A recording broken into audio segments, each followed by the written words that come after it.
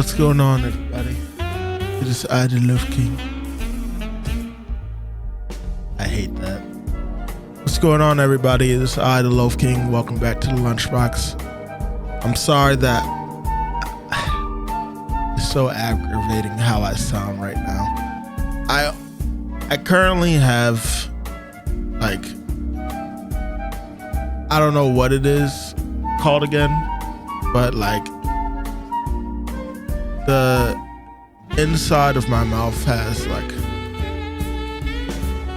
a wound in it, and it's currently healing, and I'm supposed to be going back to the dentist and doctor to get it checked. So content is going to be a little bit more rough to actually get out until this is actually taken care of, at least in terms of me giving like a lot of commentary, because it hurts for me to talk.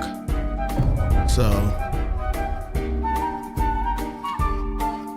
right now I'm about to play some of this because I wanted to make some more progress. The month is almost over, and you know, spooky games needs to like get out there, completed and such. So yeah, here I am playing this. So apologies ahead of time that I'm not talking too much in this part.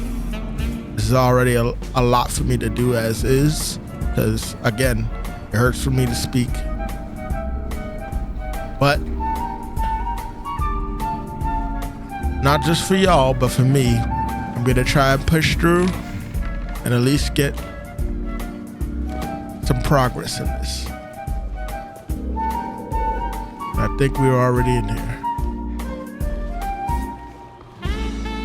Yeah.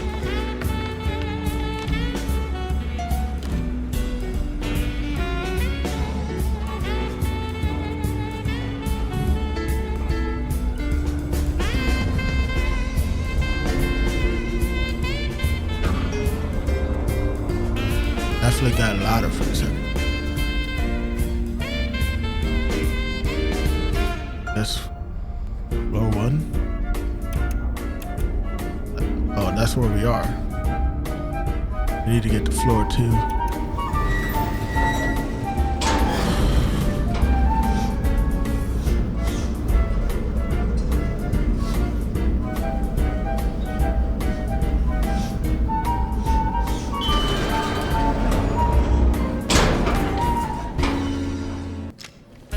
God, I barely have any ammo.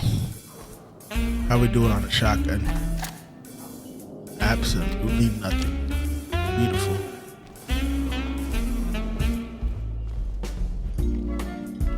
I feel like when I talk, I sound like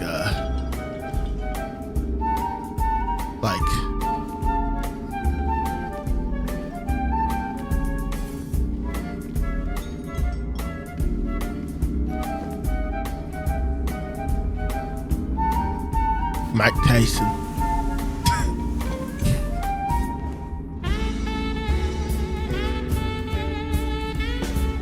What the heck type of...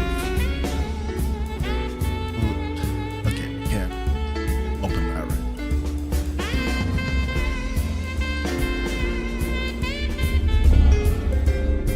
This is not a bit, by the way. It really isn't. I genuinely am having a hard time.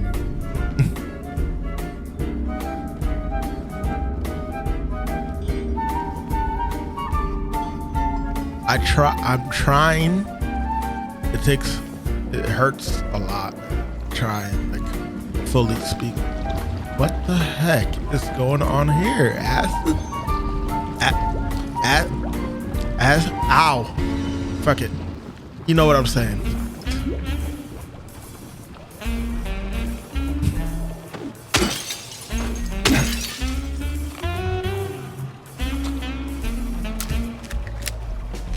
Imagine this is the way I have to talk from now on, like for the rest of my life.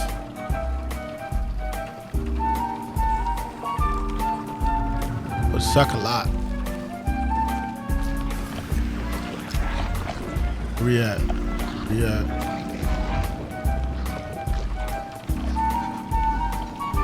Is there a mannequin?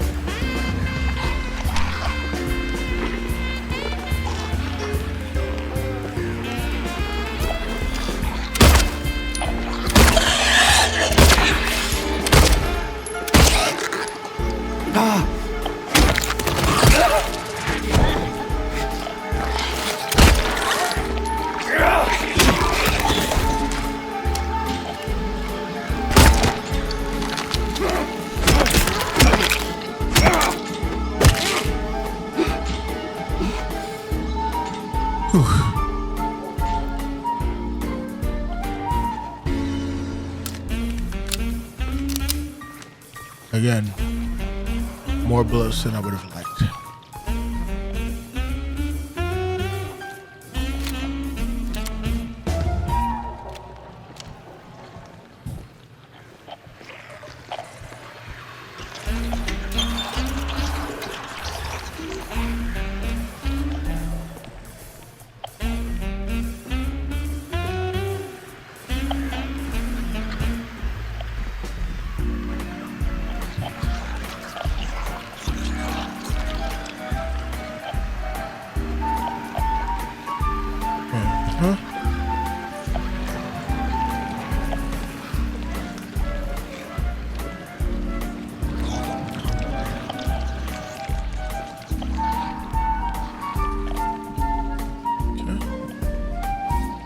Hold on, let me get the simmer. Okay.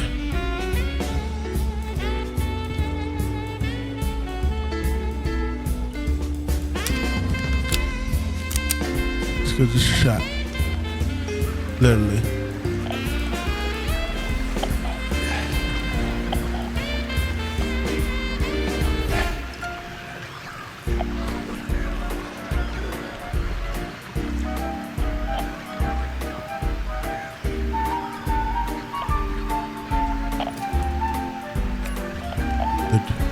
Good.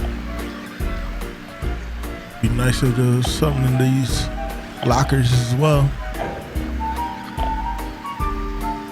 What day is it? Maybe the drawer? Alright.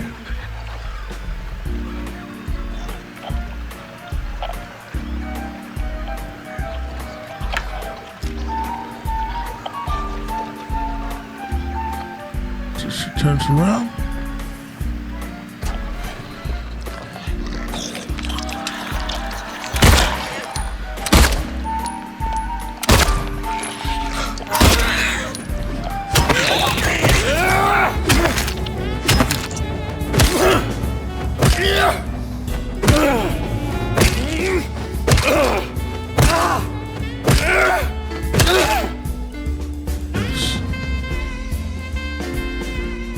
That's how I chose to do it.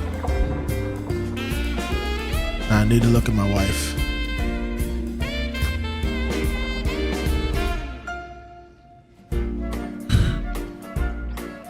It's for her. It's always for her.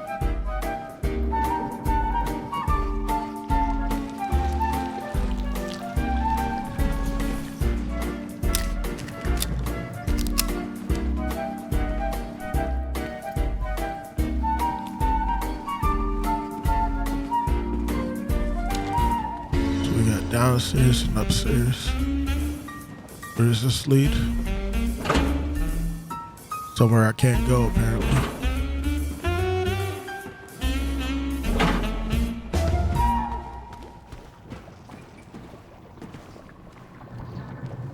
Hey. Alright, so we're gonna dive into a couple of topics here, but one of them that I specifically wanted to just get out there was about woke content. Yeah. So yeah. I'm too tired for this. Haha. basically, there was there's a group of griefers out there that have been going wild. I mean, there's been griefers out there for a lot of different content out there, but video games have been getting hit a lot more lately.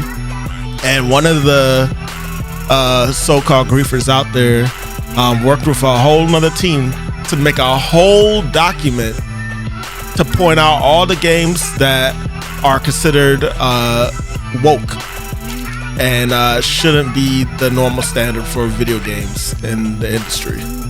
And of course, there's a lot of games on this list because they are continuously adding stuff on here. I guarantee you that if you have a favorite game that you've played, 90% of the chance it's gonna be on here for different reasons. Just as a quick example, Baldur's Gate 3, it is considered not recommended and woke because it contains overtly pro-LGBTQ messaging, homosexual relationship between minor characters, optional homosexual romance, and NPC. Minor not meaning underage, you guys. Yeah. The NPC Chaos is binary, and the NPC Dusa says she is asexual.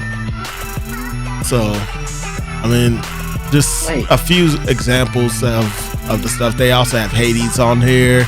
They got Hogwarts Legacy, Tekken 8, Power World, Wulong Fallen Dynasty. Like, the list goes on. Elden Ring. It's pretty wild how much is on here. Sonic is on here too. The more recent Sonic game as well. It's endless. It's pretty wild. And I just wanted to point out how stupid all this really is. I don't really have any idea why this is something that people are pushing, but at the same time, when you're bored on the internet, you're gonna find something to make a big stink over so you can get your name out there. So yeah. And this is where me and Sean have always deferred, because I'm wondering, where in the hell did he even find this information, find this stuff? Because I've never heard of these niggas. I've never heard of this being a thing. I'm actually a little surprised because I mean I understand not caring, but I'm a little surprised because like there was a huge thing with that just with Assassin's Creed. Yeah, I know, but that's all. Like, I've heard of people talking shit about that, but I never heard. But you know, I just hear it and then I just move on.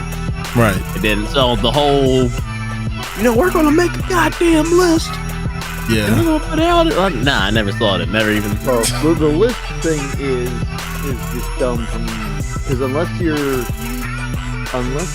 are like a big name streamer or a big name celebrity or something, your opinion really doesn't matter, because big enough for Sean to find it. It's not gonna be. Yeah, but I'm not a big streamer. Do a Google search to find lists of plenty of shit, and because it's going to be one person's perspective of, oh well, this is woke enough to be on the list. Because wasn't it from a group, if I'm not mistaken, John, that I don't forget what the group was called.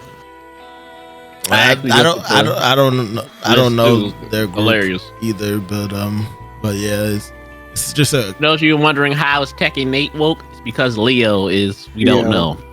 Leo's a woman. Yeah.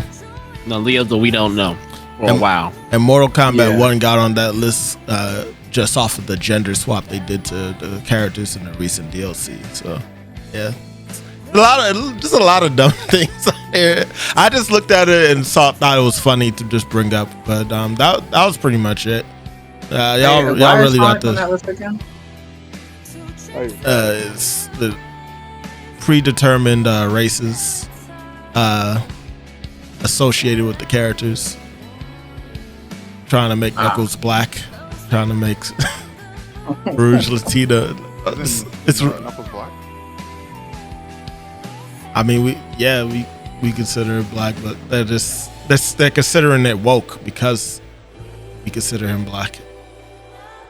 I thought Sonic was woke for a whole different reason.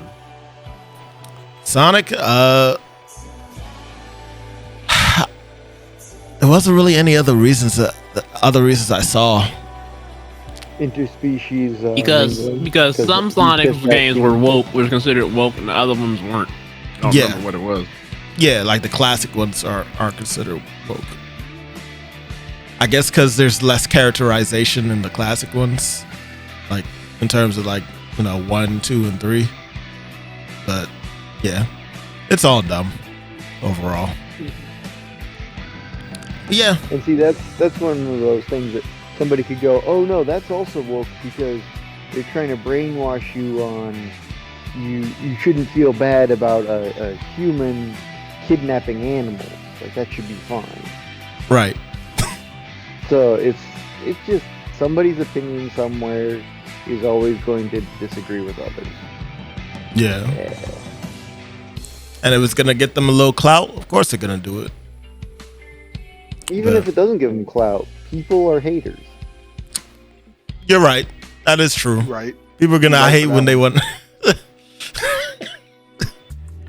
People are gonna hate. It's gonna hate. Simple as that.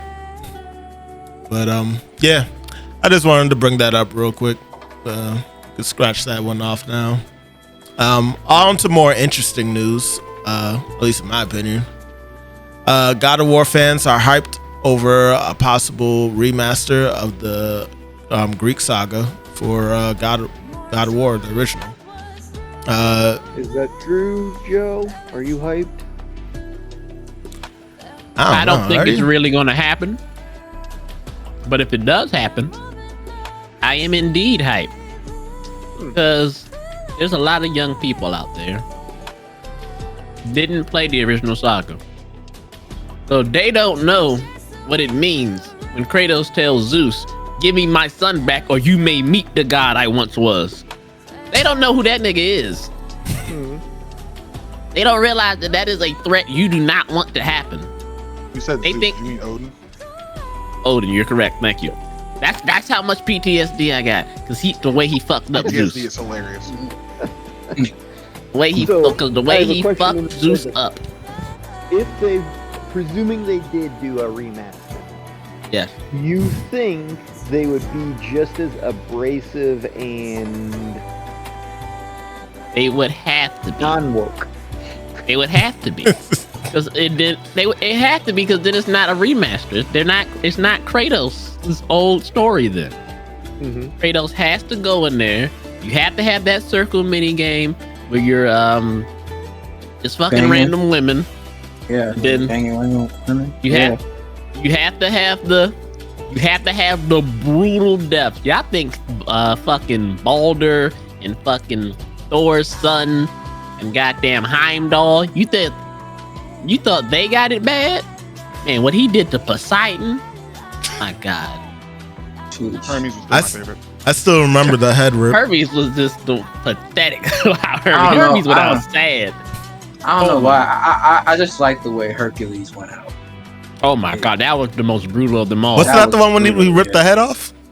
No, that Hercules, was Helios was when he ripped the head off. Oh yeah, because of the light. Hercules is when he stole his gauntlets and then proceeded to beat his face into a bloody pulp, and then beat his face in so hard he smashed through a concrete fucking floor.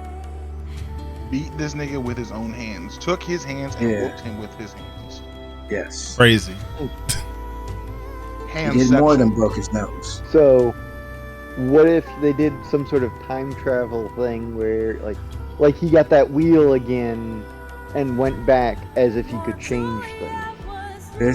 I don't think they would this do story that. Does not need time travel Because it's already had time travel. It's already had it. But I don't think they would do that because I don't think Kratos would try to do anything that would end up with him not having Atreus.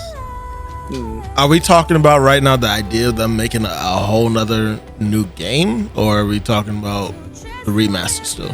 That's what Zemis was had brought I'm up wondering, as a remaster, possibility, like a remake, or the line in the sand between remaster remake. Gotcha. Okay.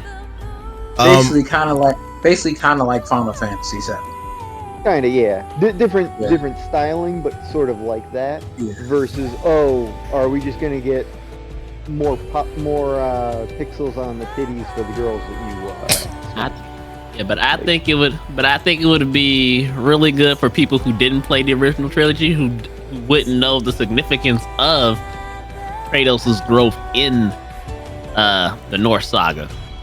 Mm-hmm. Well- And why people were so hyped when the blades of chaos are under his fucking house. He got him. Oh no! You know, I shit feel like that. that's like a staple for Kratos though. Like if you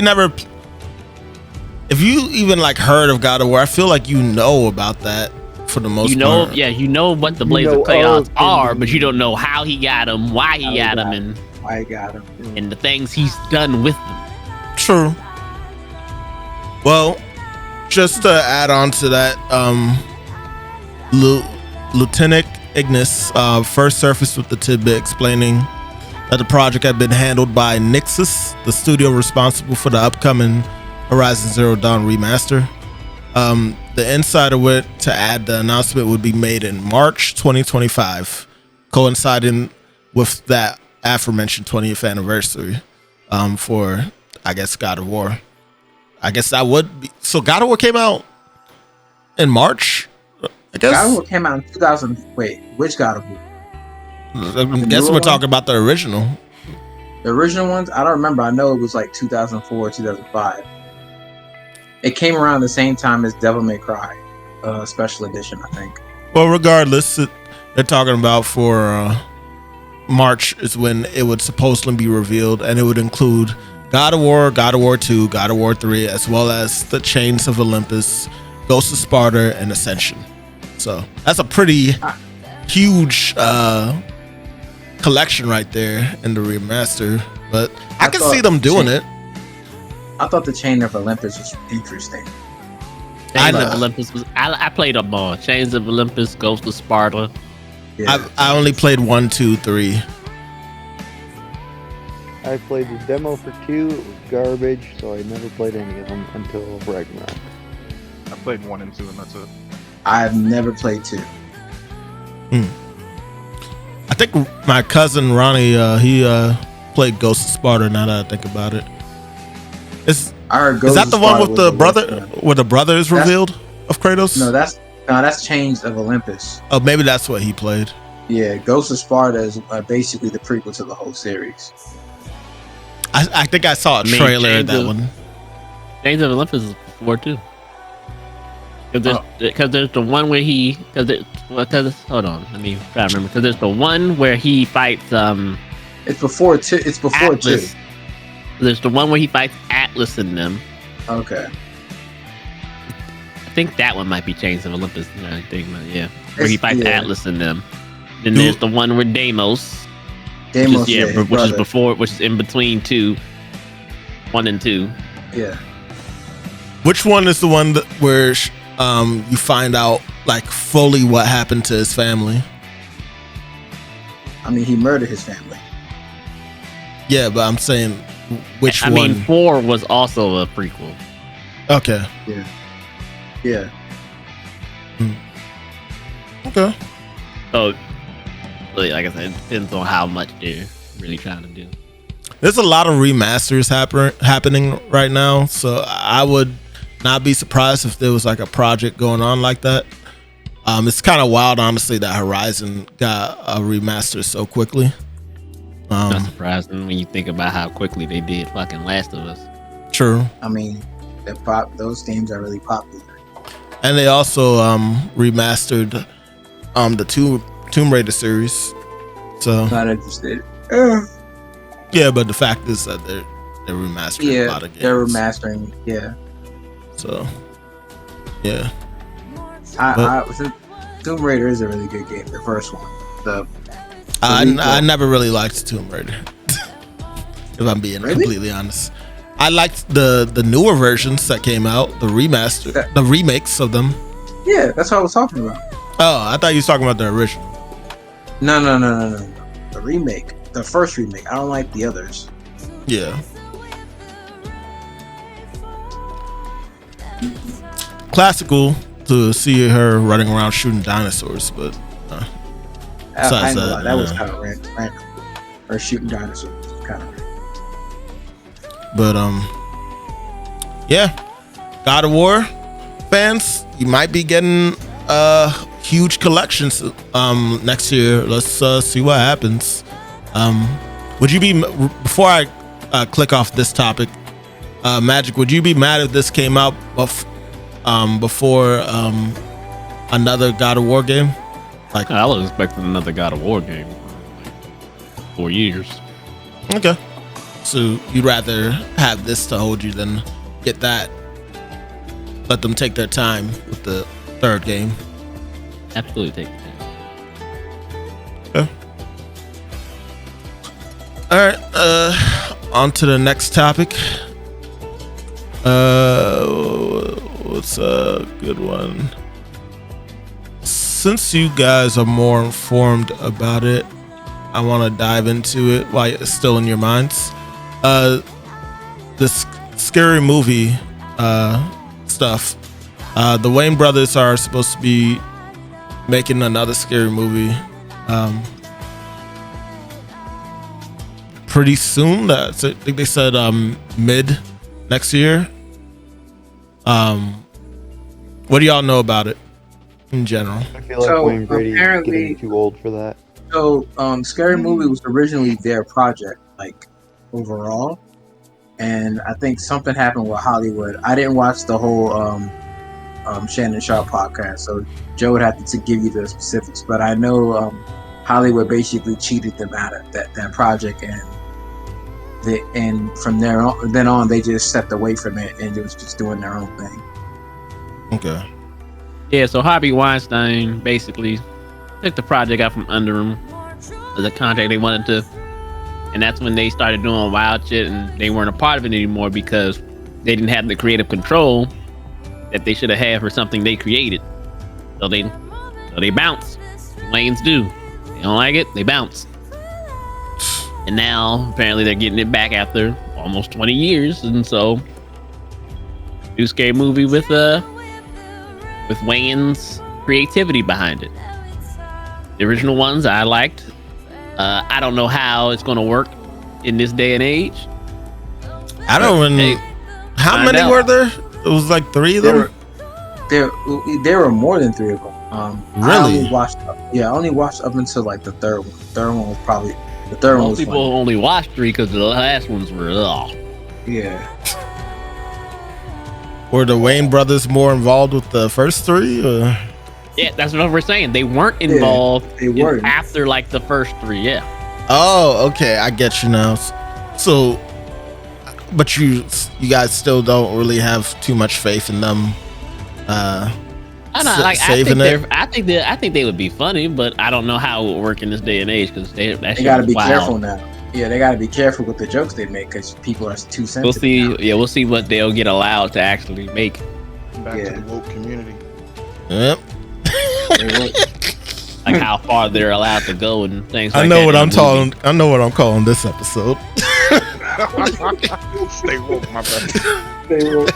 I beg your pardon. Somebody get Dr. Lamar's right now. Oh, I got, man. Come on, please. Somebody. You know Sean. what? I wouldn't even be fucking surprised if you had that. I'll throw them in there. I beg your pardon. I beg your pardon. I beg your. Expect them in the YouTube version of this. Oh man! His head pop up out the corner of the screen every once in a while. Like you start to say something really wild. I'll start us off, man. Let me tell you something. White women, they're getting pretty thick now. Let me tell you. Woo! Now that's like white women have been getting thick for a while, but I've been seeing some white women lately that are like, oh. If that's in Scary Movie, I'm not going to go see it. If that's the joke he's done in Scary Movie, I'm not going to go see it. You don't want to see white women in a Scary Movie? No, I don't want to see that joke. You know, white women. I don't like as soon as he starts saying shit like that. Like, yeah, nah. Well, comedy that was on there. I definitely do think there's gonna be a parody of Dr. Nah. Of Dr. Umar? Type of cameos in that. One guy had a tattoo said that would be wild, man. Said Ray. I already know he's gonna go off and Is it gonna be a parody of Dr. Umar trying to talk with the killer? My brother, did you not understand the symbolism that you were wearing all black with a white face? First person to die. Yep. Oh, that's hilarious. He'll be getting chopped up and still talking and still talking. So like, yo, pardon. Comes back as a ghost. It just keeps doing it. Just bugging him the rest of the movie. He's just hovering around him. Every time he kills somebody, he has something to say. Listen here, my once educated melanated brother. This is not the way we need to go. I love it. Actually, just gave me a little hope for this. Oh my god. Of course, I know there's a lot of things that have to go around. Joe gave up. Said the white woman joke was too much. Nah, it's not funny enough. Damn, Joe, what kind of joke you want to make, bitch? Spotlight. I want jokes like the Ray fucked me. I want jokes like that. So you want them to go for the more. Like, remember that one guy got a tattoo said Ray. I had a tattoo said fuck me. Ray, fuck me. Hey, fuck me. Wait, what? I don't So see why the jokes you want in this movie. I don't see why they couldn't get away with that. Okay. Honestly, maybe I'm missing something here.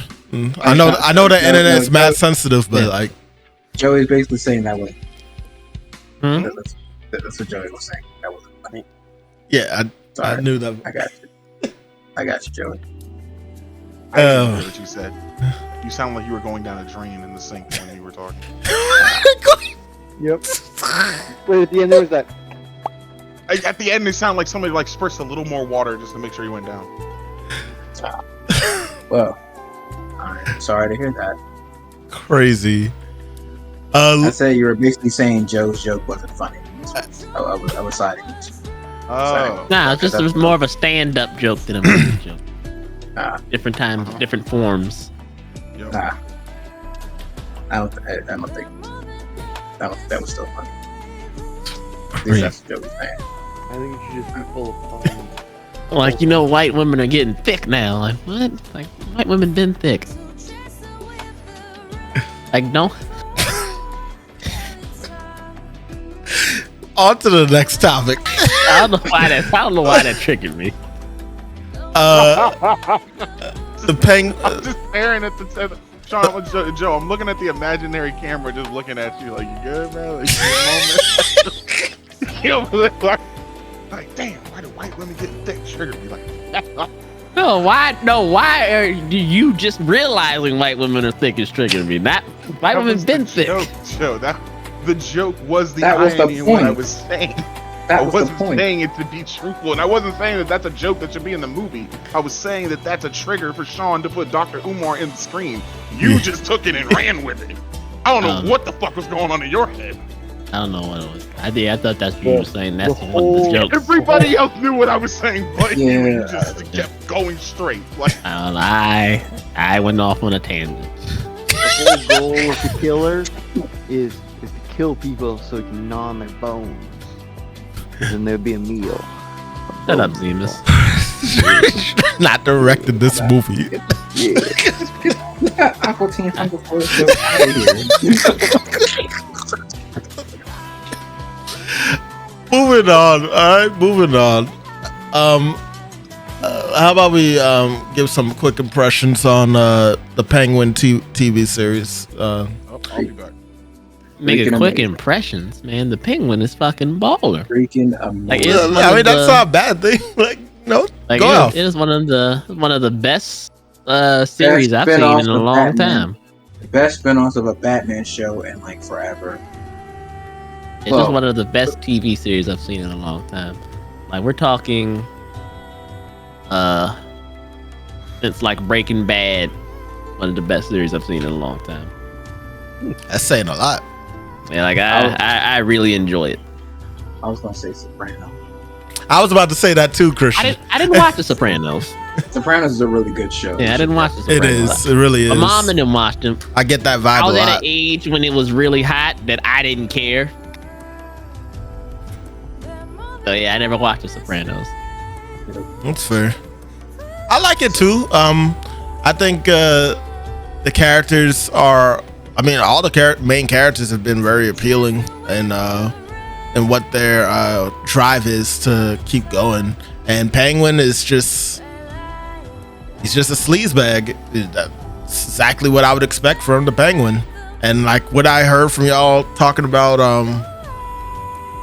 how the Penguin acts in the comics and stuff just adds on to it. Like I already knew how the Penguin was, but I didn't know like how far he has gone in the past to screw somebody over. The fact that they made him Italian in this show was genius. Like, cause I just like I never really I couldn't see it at first, but then when I saw the Batman, I was like, oh yeah, this is a good idea. Making the Penguin Italian, cool. That's dope. It was a really good show. I recommend that for anybody to watch. Yeah. Like even if you're not like a comic book fan, right? And you just like a good mobster show. Penguin, it's pretty good. It's going to satisfy that itch. Yeah, it'll satisfy the itch a lot. One thing I did ask the others a while back that I'll just bring up again was the idea if by the end of this season if they were gonna like try and drop in Batman, and if they did, would they get like the current Batman to do the scene for like the last episode? All 3 current Batman. All 3. No, it's a whole different universe, Zemis. Yeah, that's what I'm saying. Flashpoint it again. No, I mean like it's a They haven't done that enough whole. time. Like it's a whole Elseworld. We're not that has nothing to do with any of them niggas. Not in the same world. We're gonna ignore it. It's like Christian Bale's Batman. Yep. Nothing. Nobody else exists. Everybody. Nobody else exists. Because that's what DC has to do. They always have to fuck it up at the end. Honestly, Joe, I don't think you're giving an idea like that enough time, honestly. Because when you think about that, it's the same thing as like Dragon Ball Evolution. Like if they did it again, I'm sure it'd be good. It wasn't bad the first time though, But Wow, different. Wow, I don't. That was wow.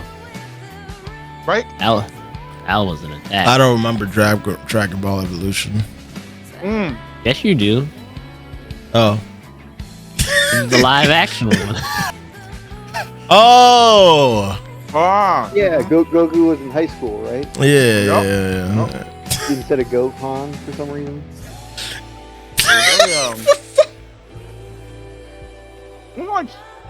It was super accurate, but it wasn't like.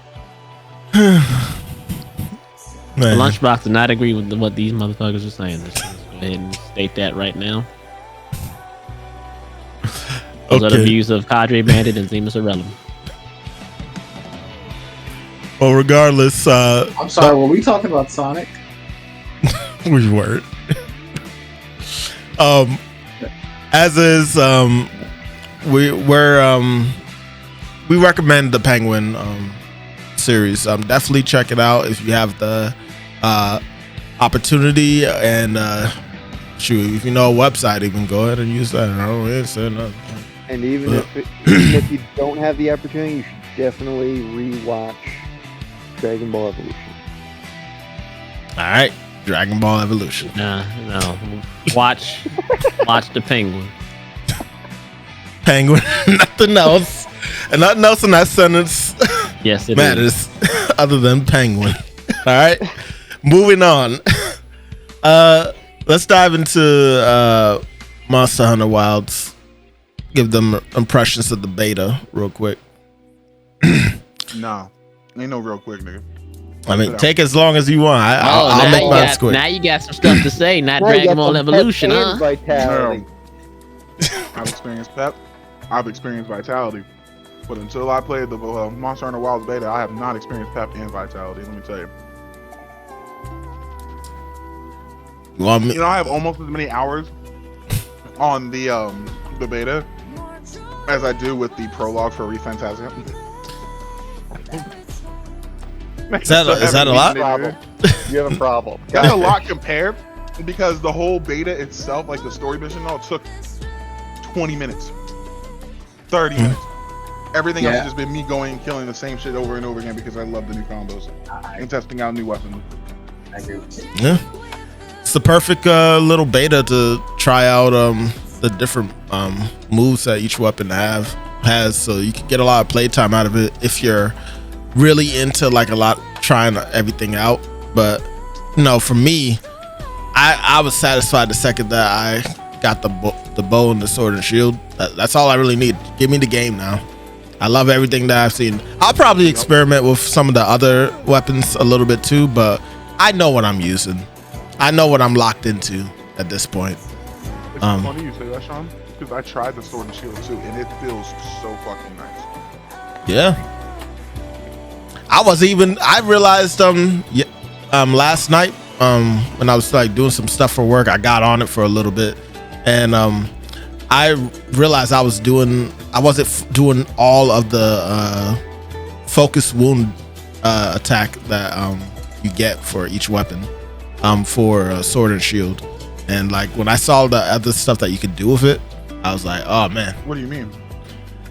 You know how when for example, like the bow, when you find the wound area and then you activate the little wound shot, and then it transitions into like a special animation and stuff. I wasn't completing the animation for the sword and shield. I was ending it early when I did it. How? I don't know. I honestly don't know, but when I was testing it last night, it was like he stabbed into them, and then kind of jumped and then pulled down, so he dragged the blade along. Yeah, mine's just jumped, and then it would stop there. Yeah. So I don't know, but once I saw the full animation, I was like, oh, you just made me love sword and shield even more than I already did. But carving away at the monster while it's still alive. Yeah. I love the ability to have two weapons, because there were several weapons when I played World. Like, there are a couple of these weapons that are kind of interesting, but they're so slow to even just walk around with. So I'm not gonna use them. Yeah, you're not very what's the word? Patient. Yeah, patient when it comes to things you don't like all the way. If you dislike something about something, man, I'm out. You're out immediately. Fuck this shit, I'm out. Like, man, there's no mage attack for this build. No. Yeah, like we're not gonna use this at all ever. Nope. You're saying I can have everybody's a mage in Rio Fantasio? Alright, bet. We got this. Everyone, nuke it from orbit. Like, oh, this one level I have to use swords. I'm sorry, I just don't think that's good game design, guys. Yep. Well, I'm out. Crazy. But in general, how you feel about it overall, though, Zemis? For Wilds, I enjoyed it. The only problem I've got with the demo is that I'm not gonna be able to keep my shit, so I don't really have much interest in playing it. I can understand that. Exactly. The same. I'm the same way. Like, all right, yep, I found it, got the hang of it, like it. All right, done. Like everything I ran into, I liked. There weren't really any glaring like, oh, I hope they fix this before it launches. The only exception to that, I would say, is just like Rise, because that's the only other one I've played multiplayer. Mm-hmm. The Hunter Connect, the hooking into somebody else's stuff, especially for us who we generally play with the same groups. It would be so much nicer if it was streamlined. But that's basically it. They might end up doing that with the link system. I actually like the link system because you add into the fact that we're in 100-player lobbies right now. We are not all on at the same time generally, at least not consistently. So if it's like me and Zemis, sometimes me, Zemis, and Sean and Zemis, Joe and Jack, me and Sean. We have different setups where you can actually bring in people. And the thing that I like about bringing in people to this game is that everybody's on the same level. Yeah. And so you have some veterans that are going to know what they're doing, but you're going to have some new people that are going to definitely try. And I actually like helping new people when it comes to the Monster Hunter, as long as they don't Derp. Yeah. Like if you're like decent, you're trying to do something, or you're not just standing there. I've seen people literally stand still and get shot with the railgun. And I was like, see, I don't want to help you. I'm like, I don't know what I'm supposed to do for that. I don't want to help you. I don't like. I'm running the gun like I could have run over there. I could have dropped the shield. I could have blocked you. But nigga, you were standing still. Like, damsel in distress. You tripped over your own feet, and now you're staring at your final judgment. You're just not moving. What? Crazy. Yeah. That's hilarious. Christian, that's a opportunity, man, for you to try and like get into the series again. You know, I know you like God Eater more, but like, hey, there's no first person in this game, Christian. You know what I'm saying? I literally said the same thing. At least I know. That's all that matters. I don't know now. I think I might just wait till the game comes out, because if I'm not getting anything by playing the demo, You won't have to create your character again. That's about the only. Yeah. You can spend all the time creating your character. Or when you play the demo beta, they always do that shit. It's just not, oh, I hunted this monster 50 times, so I have 50 cars on it. Right. You ain't gonna be able to take what you gathered there to make your armor in the full game. Just you can make your character, and that's about it. And you'll have that for the full game.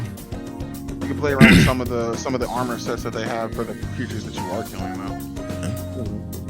That is free too. I don't think there's weapon selection options too. I don't think there's anything wrong with, like, you know, giving it a try at the very least, and then, you know, once you get a feel for it, you know, you can delete it right after. At least you'll have your character made free. Yeah. Yeah, that's the part. And it really doesn't take a lot of space. But yeah, so if you end up wanting to play it, you know we're here ready to, you know, give it a shot. Show you how it is. Now, what are you talking about? Fiend. Bro, man, what? That and Dynasty Warriors, I'm gonna be eating good in motherfucking February. Don't forget Civilization as well. That one too comes. Well, I think that comes out in April. I didn't hear what you said. Civilization. Oh yeah, that's not February. Huh? I said April. Oh, okay. I thought it was. I thought there was like 6 games coming out in February. I thought it was gonna be crazy. Oh no, I lied. Yeah, February 11th. Really? Oh, god damn, Civ too? Fuck. Yeah. That's what I'm saying. Like, money. February is stacked. And It really is. Things like Civilization and Monster Hunter, those are gonna eat up so much time.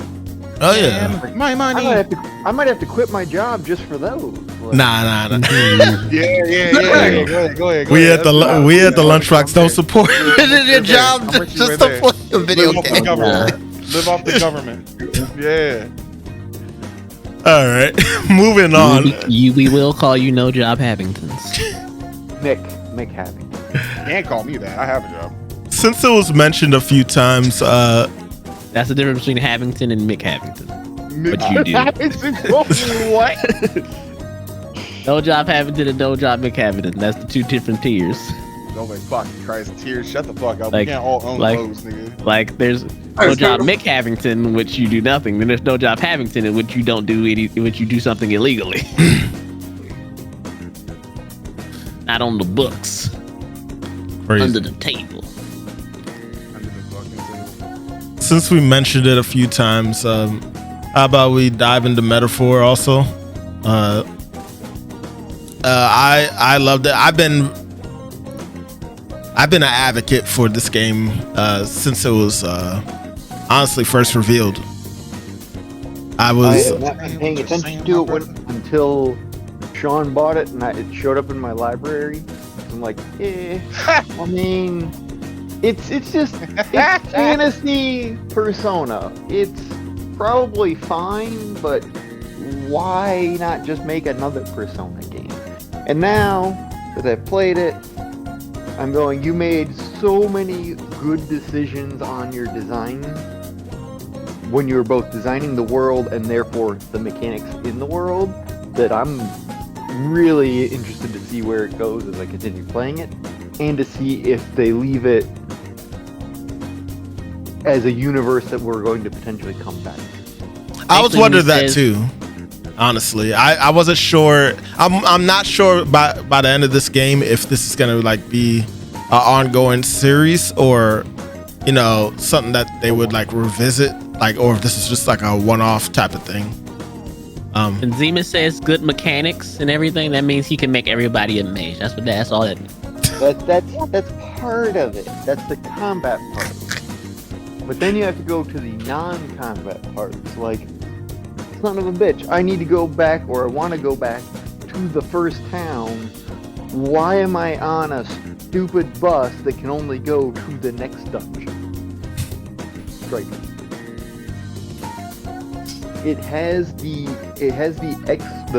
exploration, the discovery aspect that Persona Strikers has, while still having functionality to let me visit back 3 towns ago this person to continue their bond system. Because that was really, I thought, missing for Strikers. And to give a quick,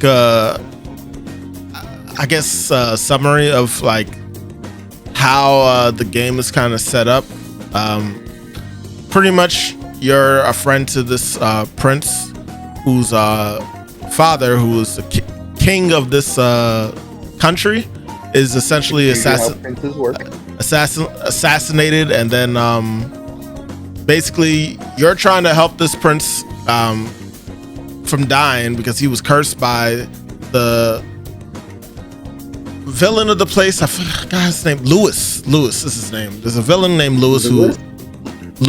That's it. That is Lewis. Unintimidating ass villain. It's not. It is not Lewis. All right. Nah, it's Louis. No, it's Here on out. It's Louis. I would like Louis is any better? my lord. Yes. My lord king. It You sounds- got Louis and Louis. Nigga walks out Louis of is Yes, Louis. no. Louis is just as bad, sounds if more anything. regal. Look, It sounds more regal than Lewis. Besides Louis. that point, Lewis There's sounds The like no point- a besides but- that in the but- point. morning. besides that That's a point, let me- huge point. nigga, let me Ever finish the better. topic, man. like you're in the fantasy Lewis world. sounds like Oh my he goes God. jogging at Lewis. 4 o'clock in the morning. That's what that. Yep. Old Lou. Joe, you finish it. Old Lewis the villain. Oh my goodness. But Metaphor Fantasia, I'm having a wonderful time in it so far. I wish I had played it more, but work No, has nigga, been explain the game. really busy. What's there to explain? It's a Explain the Persona / Shin Megami style game that has Strikers-esque world movement, like Zima said, in which you can do tactical battles or just regular free range, just hit them, they die type battles. What's the villain's name? So the villain's name is Louis. Ah, okay. See? That sounds It just sounds like I'm just, royalty. Y'all both can eat a dick. Continue. I'm just And saying. No, Really? you can both eat a dick. Continue. It's like instead of saying, "Oh, the villain of Sonic," is You can Ant-Man, both eat a dick. The Continue. villain of Sonic is Gerald. Like Gerald just sounds like stupid. But that's the basic premise of the story so far, from what I've got, from as far as I've gotten. I think the world is done pretty well. You're a filthy elder, which means you are you're worse than a second class citizen. You might as well be dirt. They do not fuck with you. The Dirt. nigga that can flex. It's like you the like- nigga you with are the a hard blight R. just by breathing my Like- air. Like you thought you could buy this? You thought you could come to church? You fucking elder? Get the fuck out of here! Like that type of Joe, worse than dirt. right there. You that nigga with the hard R. Tell you. That song fits everywhere. We're gonna move past that song because I don't know who sings it. I'm sure it's GTB the Boogie. Anybody with that many initials in their first name sucks. But You know what? You're not wrong. OTF Jam definitely snitched on Lil Durk. We don't fuck with that around here.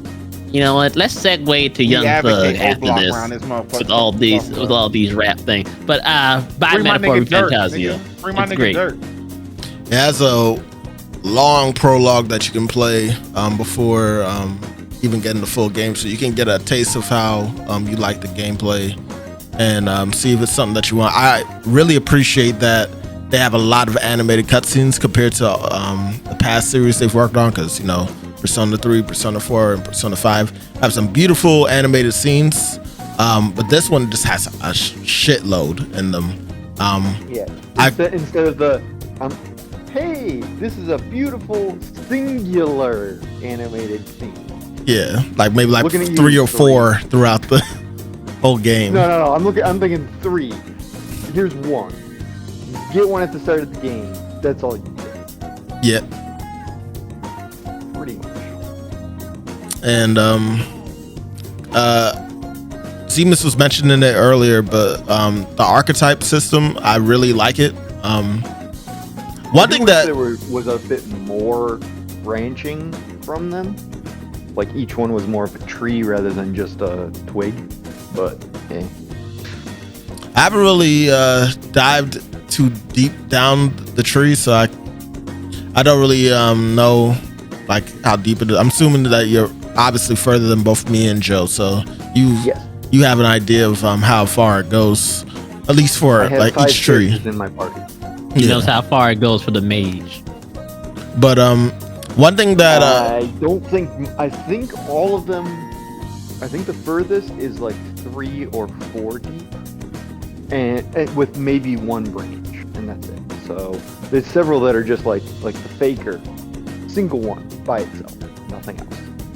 I feel like that seems odd. There's one thing that I do want to put out, and apologies for those playing if I kind of ruined the game for you in a way, but when I played through it, I got to pass the boss, and you know, I did it within a couple of days.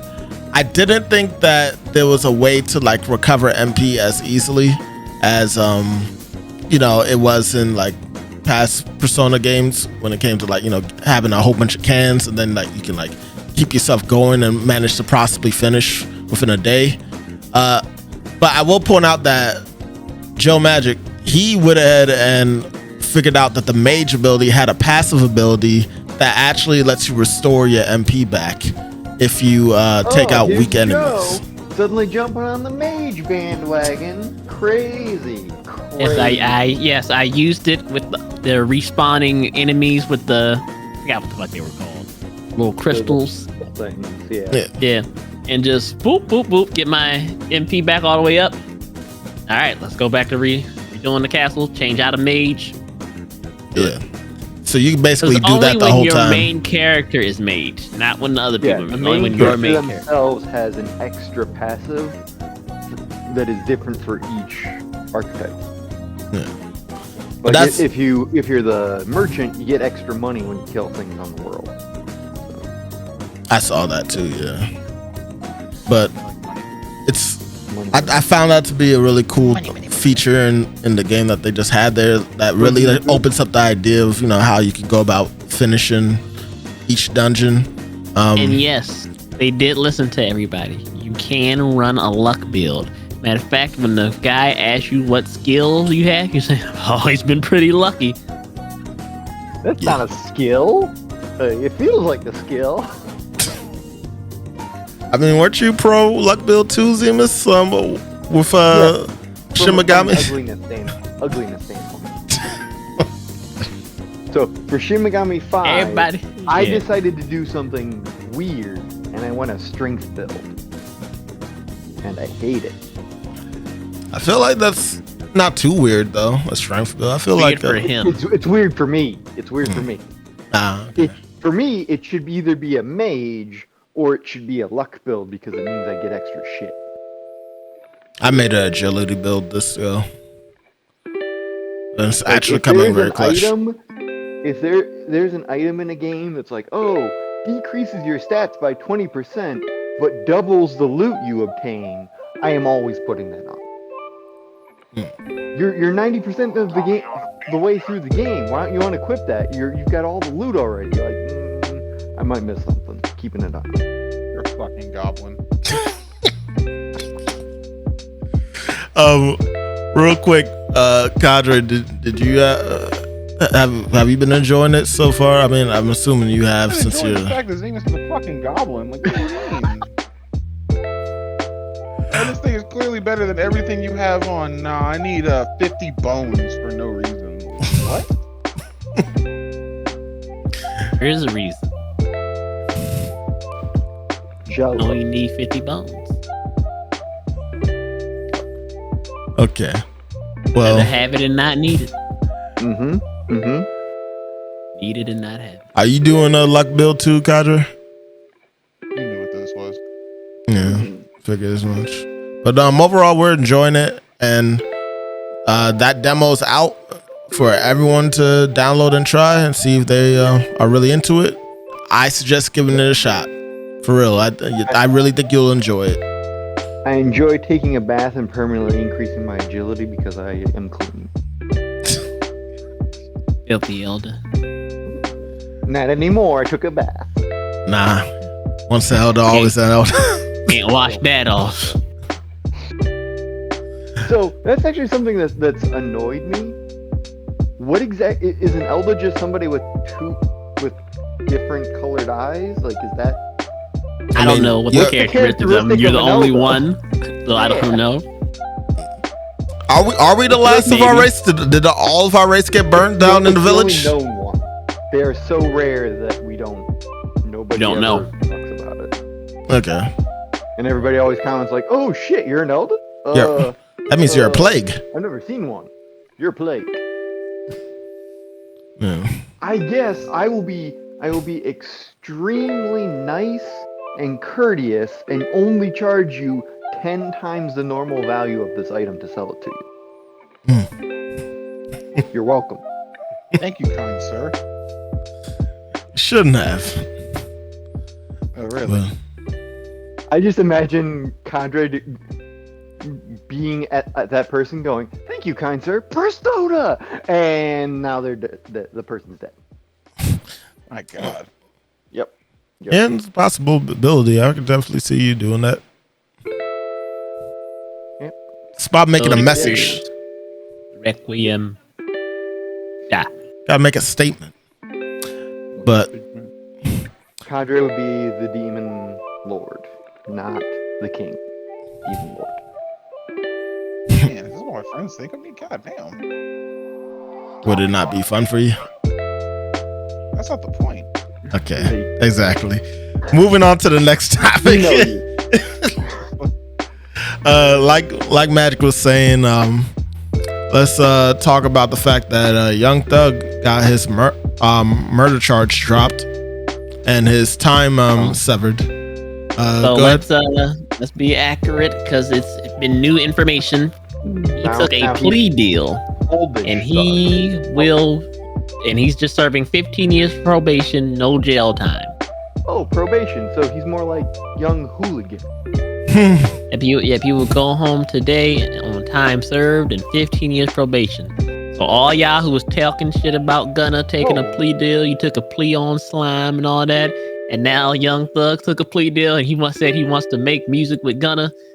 So Lil Durk and all them niggas, man, Lil Baby and all them niggas, man, don't y'all feel a type of way right about now? Yes. Sure they do. I love the music ball. Soul and rap. Cause Gunna's still making music. Gunna's still out here living the high life with his music. Y'all not getting features because y'all said all these things, and now Young Thug's coming out and about to make music with Gunna possibly. Damn. Only y'all listen to Gunna. I think from that point, they're just gonna stick to what they feel, and they're just gonna not fuck with Young Thug also. For all of you, who the hell are any of this? You know who Young Thug is. Who the hell are all these people? You don't know who Lil Baby is? You don't know who Young Thug is? You don't know who Lil Durk is? Nope. So Young Thug, rich homie Thug. The Baby, maybe. But I know of this Cardi B now. I do know that one. But me and Sean and Joey are disappointed in both of y'all, especially you, Christian. It's more Christian than anything else. Yeah, low expectations. Yeah. Oh my god. Like, I don't listen to their music, so I mean, to be fair, Christian, I don't listen to their music either. I just know who they are. Do you remember the song? like I know who The Baby is. No, you remember Young Thug? Lil Baby. Remember there was like a whole bunch of memes and jokes about not knowing what the hell he was saying in that song? Yeah. I love the rap song Stroke City. Yes. What? Let's just move. Let's just move on. Let's just move on. Let's just move on. It's not getting better than that. Let's just move on. Okay. Young Thug is free. Always glad to see a black man not go to jail. That else. So what you're telling me is Kodak Black and Young Thug are not the same person. What do you listen to? Now I'm curious. Gospel. I do listen to Christian rap now. I do. Who's a Christian artist? Who's a Christian rapper? Man, Christian, do you Only one I know about is Lecrae. For Jesus? I see. Yeah, You know, I got you. Okay. I got you. I downloaded a whole playlist. Only one I know about is Bet Lecrae. you fucking did. That's Childlike. So there's a rapper called Childlike CC and KD. Oh no. Whoa! They're You pretty, listen to Childlike CC? Yeah, that's not good. So that's one off the list. Okay. Let's see. Not Christ-like, but childlike. I don't think the Pope agreed with what just happened. That's her name. That's her stage. What do you want from me? You're just not asking about the correct pope. Like 5 popes ago, they would have been fine. I knew about the Pope that truth. threw hands Bryson with, Gray, the he's other cool. He was pretty badass. Tommy Prophet and Bo Williams. Keep in mind, I just started listening to Christian rap. I like it. I also listen to a lot of old school rap, so like Nas and Take off your shoes when you come in the house. Someone just cleaned that floor. What? Say what? Yeah. Fine. Rakim. I listen to him too. So there's that. Jay-Z here and there. Especially if it's American Gangster. I love that album. Okay, so not too much of the modern rappers. Not really. Well, Kanye here and there. I'll Kanye and Drake here and there. Well, but I mean, J. Cole. J. Cole. I like J. Cole. I like J. Cole. I think you like Bass too, don't you? Yeah, I do. So you're here or there with it. I'm here and there. Yeah, I'm not into mumble rap. I'll put it that way. Is that better? I'm not into mumble. Is it? That implies that all modern rappers do mumble rap. Yeah. But That's my understanding of things. Yes. But Can't understand anybody. Again, that's here or there. Regardless, no. You like what you like. We'll leave it at that. Apparently not in this. Megan the Stallion sues a blogger for harassment after Tory Lane's conviction of shooting the rapper in the foot. She's suing a blogger because of her tackling that subject as well, some more, as well as pointing out some deep fakes of Megan apparently having a sex tape of some kind, and blah blah blah. This does anything for y'all? The sex thing can probably do a lot for me, but I haven't seen it. So Crazy. you ask me, do I care about Megan Thee Stallion soon a blogger? No. You ask me if I care about the Tory Lanez thing? Also no. Who gives a fuck if she's suing a blogger or harassment? You are famous. Like, you are famous. Of course, people are gonna post shit about you. That is the price of fame. Yeah. On top of that, it's not like your like standard news outlets are super moral about things nowadays either. So yeah, there's a lot of stuff going on in the industry, and some random. I mean, yeah, this blogger has a huge following, but like at the same time,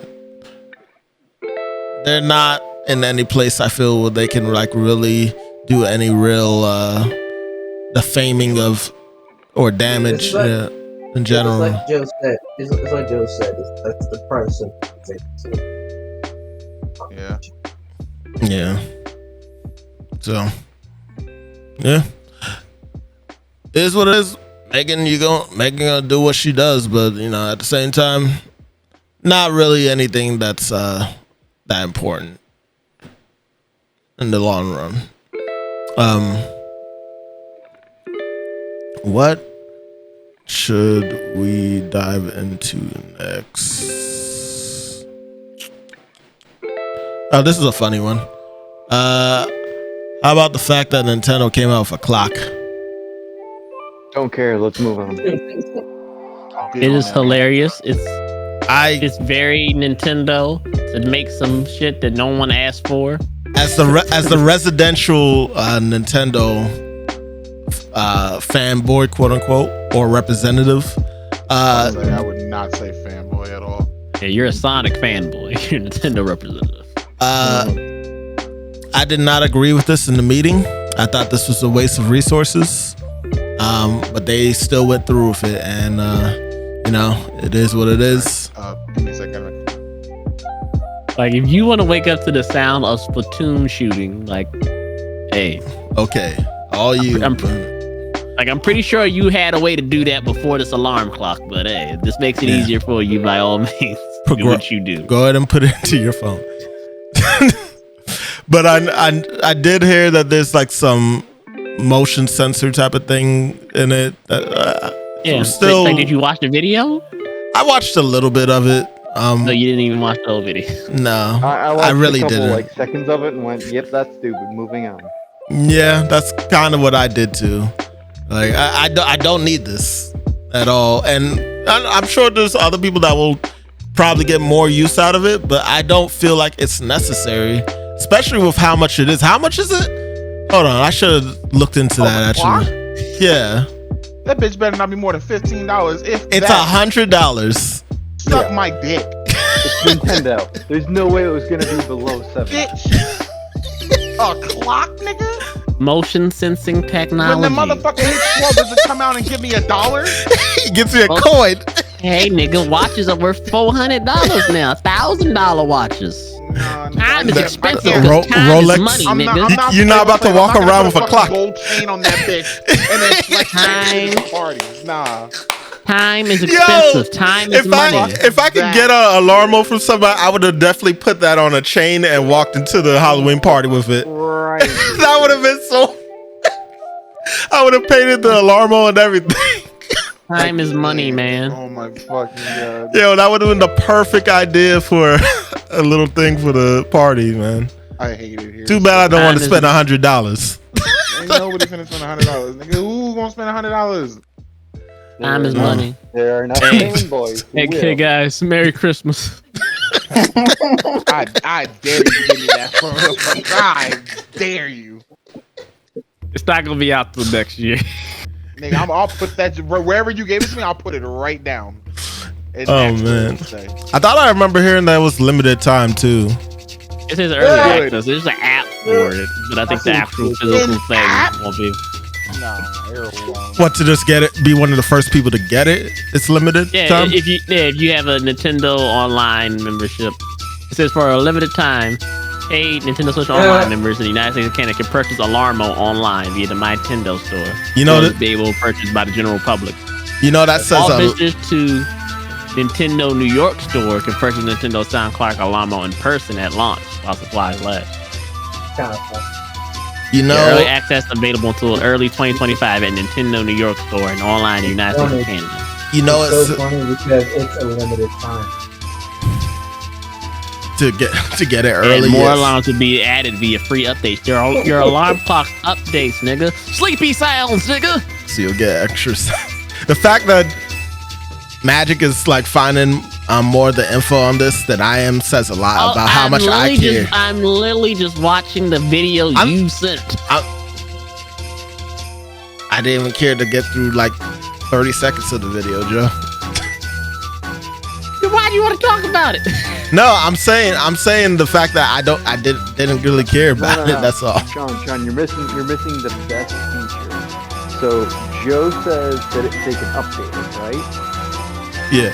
Well, update can cause your oh, it's available today, guys. To not work, right? Yeah. So it'll sometimes have at some point.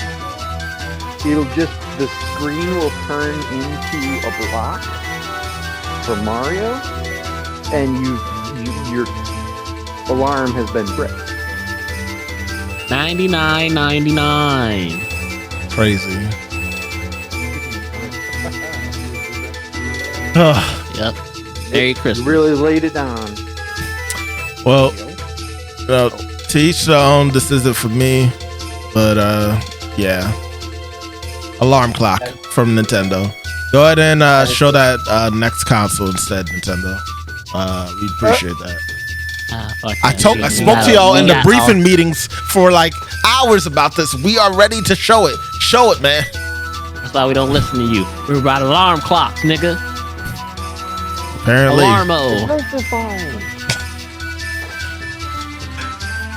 They could even come up with a creative name. It's called Alarmo. Yep. Like, haven't there been like time wizards of in Mario games and such that they could have named it after one of them? I think so. Kamek clock. Anyway, I don't know. Let's dive into this one. Dragon Ball Sparking Zero. Amazing game. Go ahead, Amazing Christian Man, take the floor with this one. I'm glad that people are finally showing love to Tenkaichi, because I gotta say, I have not heard one positive thing about what people said about the Tenkaichi series at all. And if I did, maybe 3, but it's been over like 20 years since we last got one.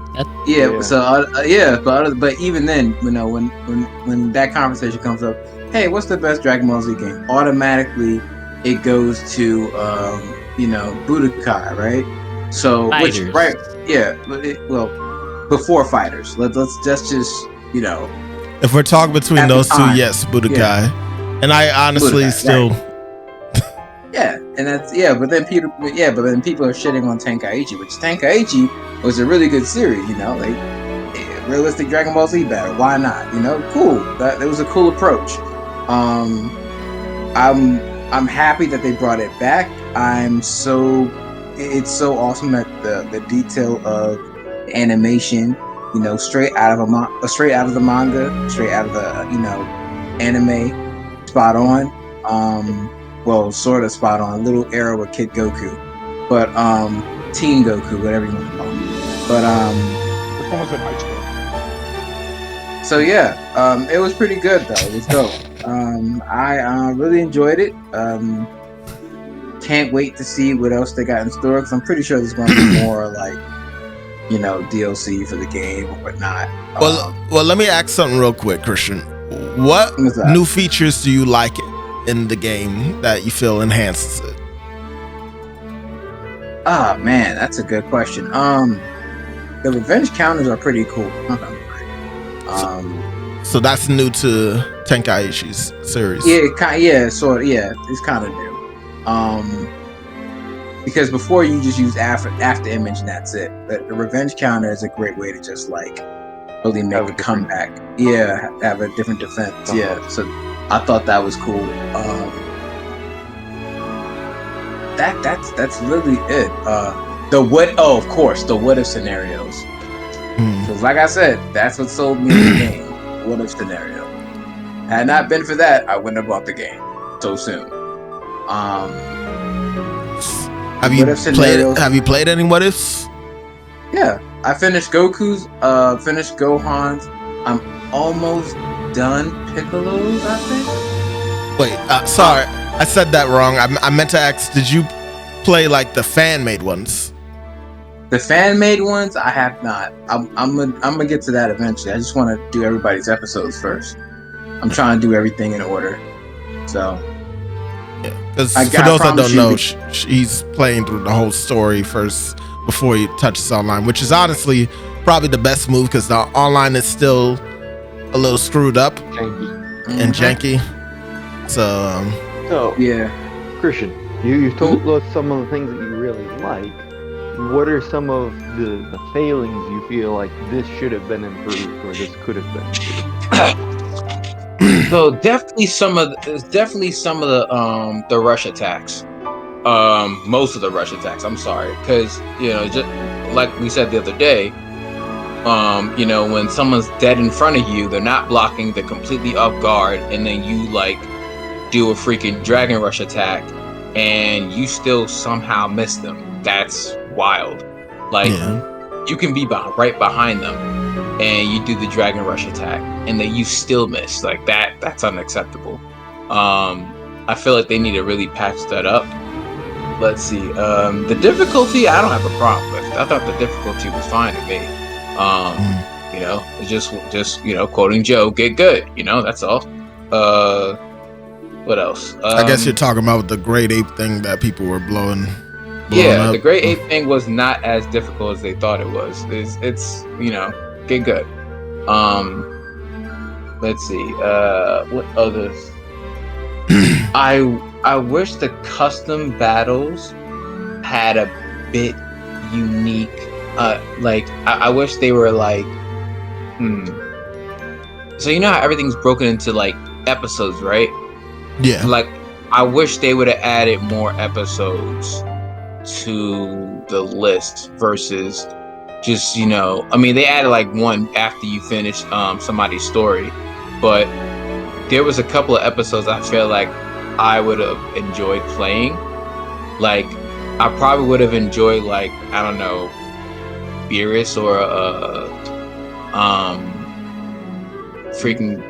Beerus or Whis. I'd have enjoyed their episodes a bit.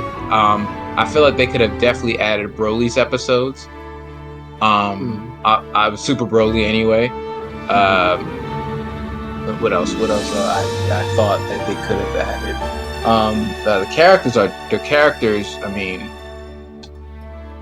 I mean, pretty much every character in Dragon Ball is there.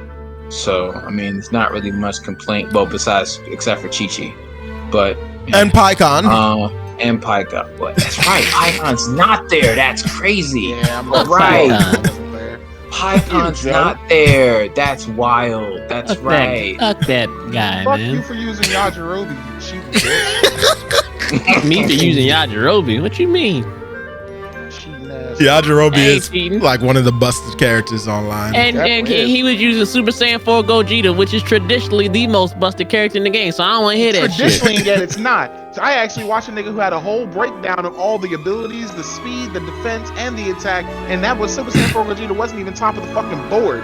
And you know what? I'm sure Whis was. He was the only character in this recent update they got fucking nerfed. You telling me out of that entire roster, only one nigga got nerfed? Because niggas suck. How about that? Like you. How about that? It's good. How about Determinate? You know who got nerfed back in the day during video games? Nobody. Why? You got the game and you was told to deal with it. Right now. Get good. That's why nowadays niggas complaining. Oh, this is unfair. Deal with it. Learn about it. Get over it. How about that? Get over it in the video game. How about that? Marvel vs. Capcom 2. You know what people love? The glitches. Juggernaut glitch. That game is horribly unbalanced, but we love it. It's called Get Good. It's called Learn How to Fight It. It's called Do Things. No, how dare you? No, get out of here. No, you gonna come at me. Frontier and you love these trash games.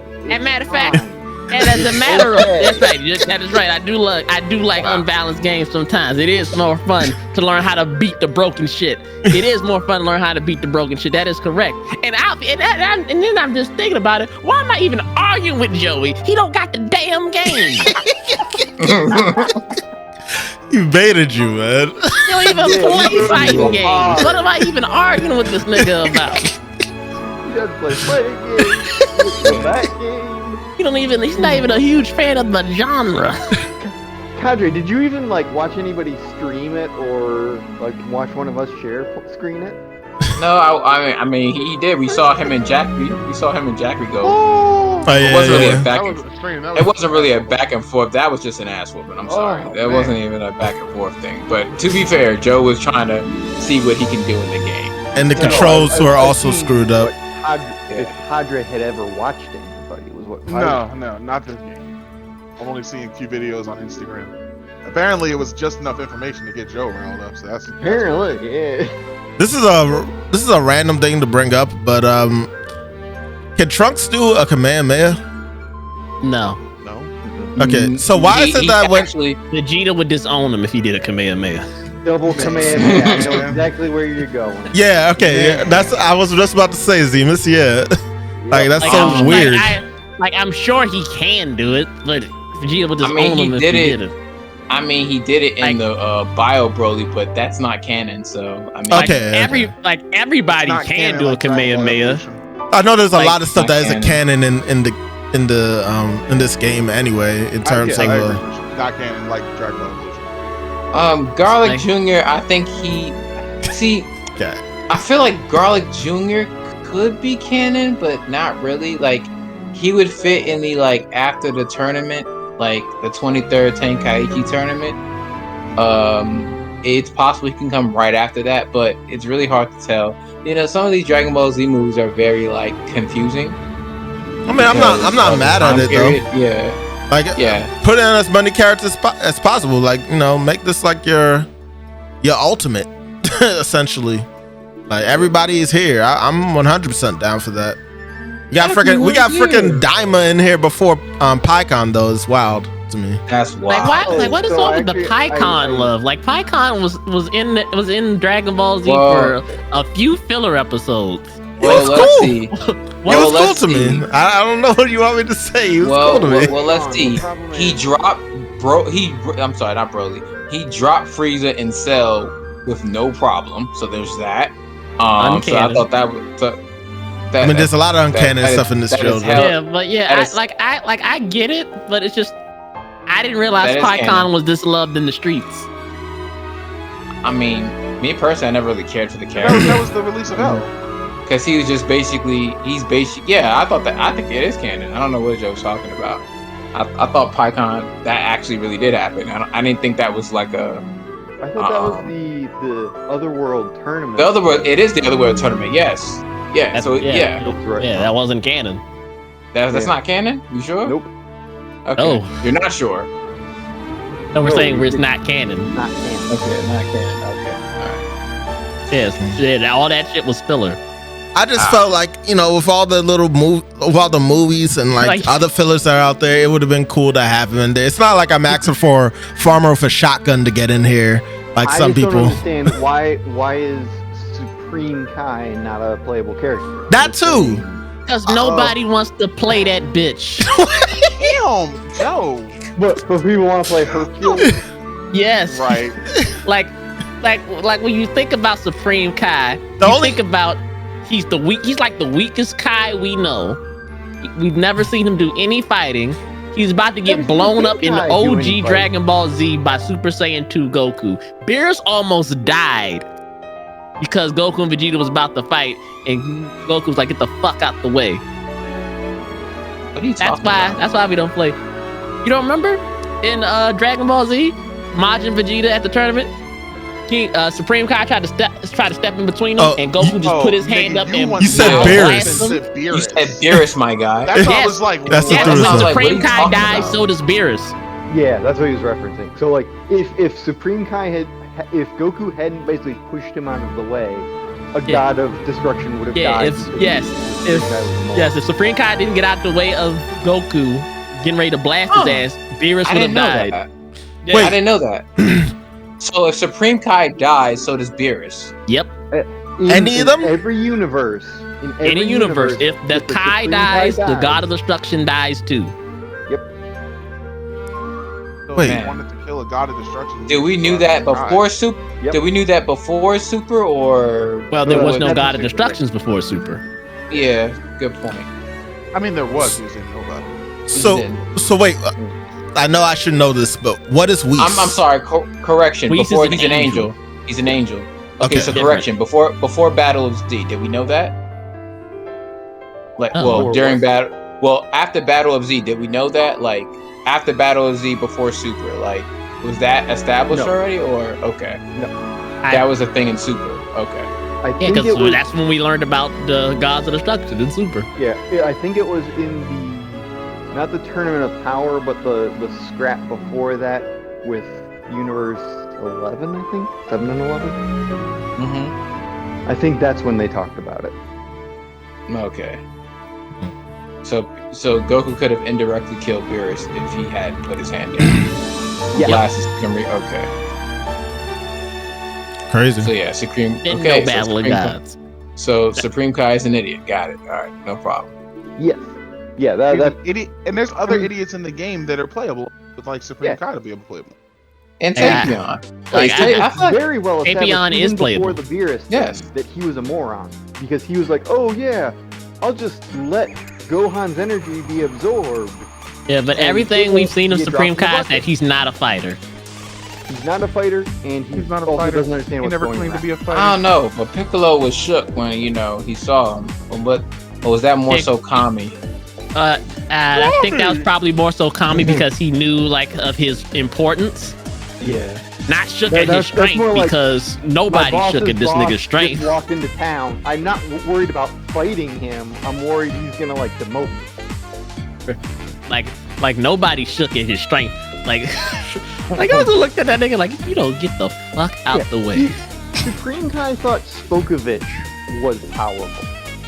That's hilarious. He thought Deborah was like super strong. Goku and Vegeta like, this is fucking trash, Gohan. What the fuck are you doing playing with this nigga? Kill him so we can go back to our fight. Oh man, Spokovich, man. If I don't smell no dinner cooking was a person. Sheesh, man. Nah, Spopovich was that I was feel like if Robert that was a beatdown. like Nappa, it would have been about the right power level. Now I'm That's going how off a tangent here, but can we talk about how dumb Dragon Ball these people was? How did nobody remember who the fuck Goku was at the damn tournament? Yeah. How is only the announcer the guy who remembers?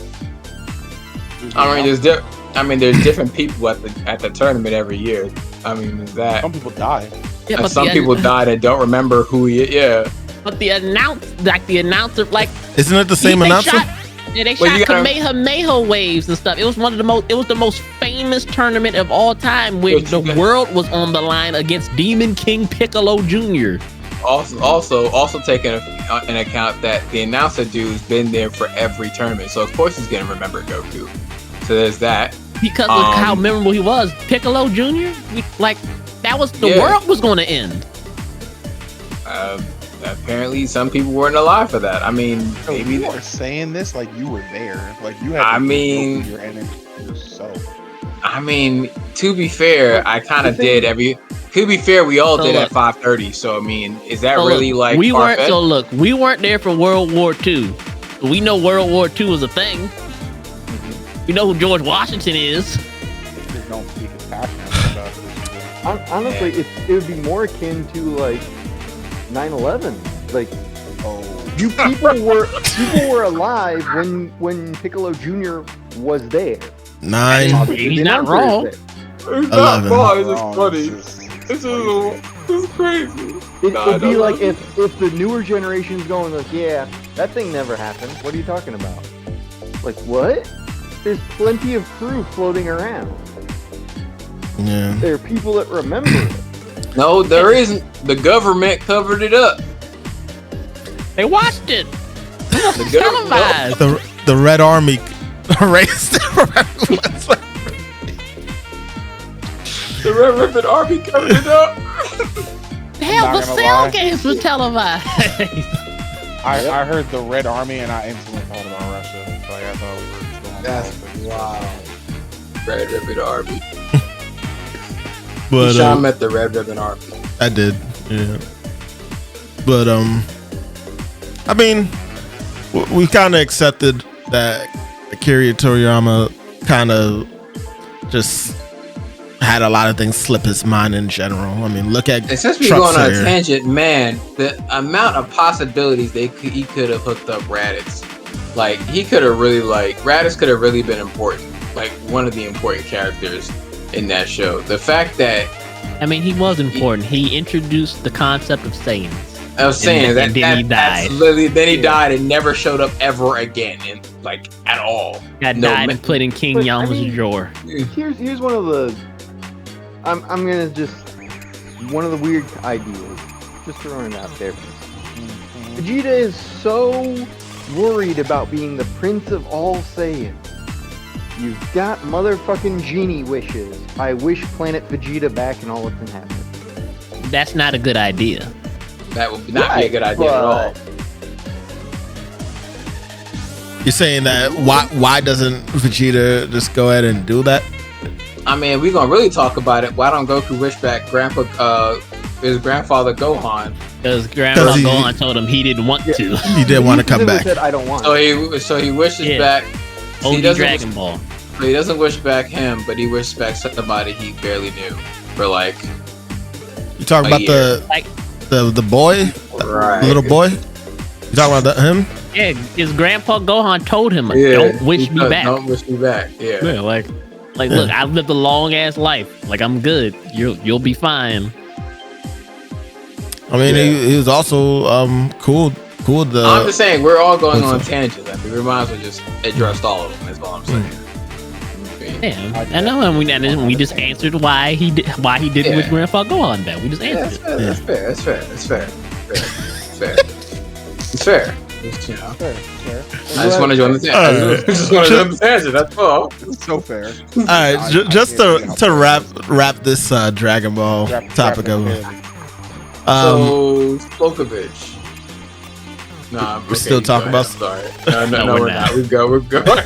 Maybe not. I was just gonna give my piece that I'm one of those people that was not a fan of the Tenkaichi series like that. I was more into Budokai because I liked how in depth the combos were that with what you could do when you were fighting in the game. But I will say that this Sparking Zero definitely answers my issues that I had with it, because I feel like there's a lot of opportunities to pull off different moves. There's even like little low sweeps that you could do in it that I find adds maybe not as much, but just enough to keep me like invested in trying to engage in how to go about doing certain attacks. Can I ask you a question? So, like, when you said that there wasn't really like enough like combos in Tenkaichi, right? Which one were we talking about? Because I mean, some of the combos in Tenkaichi were in Sparking Zero is literally right. That was in Tenkai, at least in Tenkaichi 3. I don't remember 2 or one like that. It seems like there's, from what I'm seeing, because I'll go ahead and point out that I did only play Tenkaichi 2. I played a little bit of 1. I owned 2. With Tenkaichi 2, Tenkaichi, I feel like there's a lot more different ways to go about countering. There's a lot more ways to counter attacks, and a lot more ways to basically chain something into a combo rather than just relying on the key blasters alone. So like, you should have played Tenkaichi 3. Would have changed your mind. In Tenkaichi 3, since I'm assuming that one it would be the most up to date before this, were you able to like do a combo into somebody and then like when they're on the ground you can like grab them from the ground and throw them upward and you get throw them Yeah, the down throw. Yes. You just like grab them by the legs, spin them around, throw them in the air, and then keep the combo going. Keep the combo going. Yeah. Okay. If niggas didn't know how to do that, it was nobody knew how to do that. I love pissing people off that didn't know. Like, nigga, what? Man, like, wait till I get up. Like, wait. I was a monster in Tenkaichi 3, man. Sheesh. Yeah, okay. I can say that too. Don't think anything about it.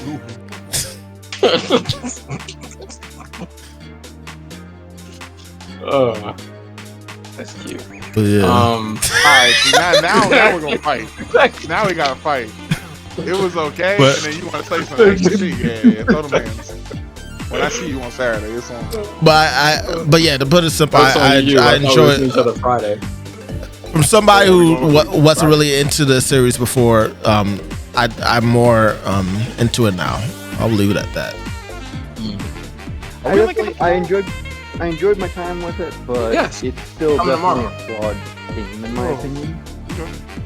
There's a lot of things that I think they should have improved on, or a lot of things they should have refined more. I don't know if it's improvement because I didn't really play the past game at all. But as Joe would say, nigga, then why are you talking? Because I did play the current game. That is true. Yes, that is true. I mean, I know you didn't, but I did. Damn. I can talk. Ooh.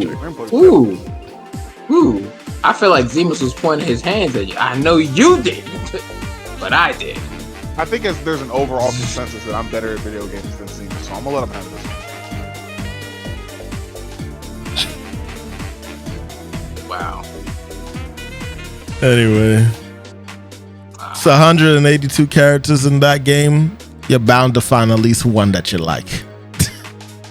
All right. Check out. Let's not say it's got that many characters when you count Goku like 12 times.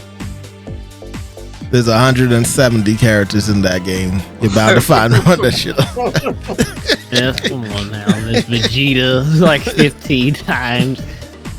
There's Gohan like 10 times. They count every transformation as a separate character. Like, it's no Goku. Nah, we can't forget about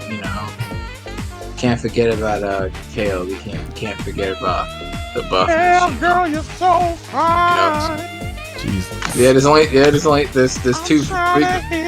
three forms technically, but she's buff. Your muscles bigger than mine.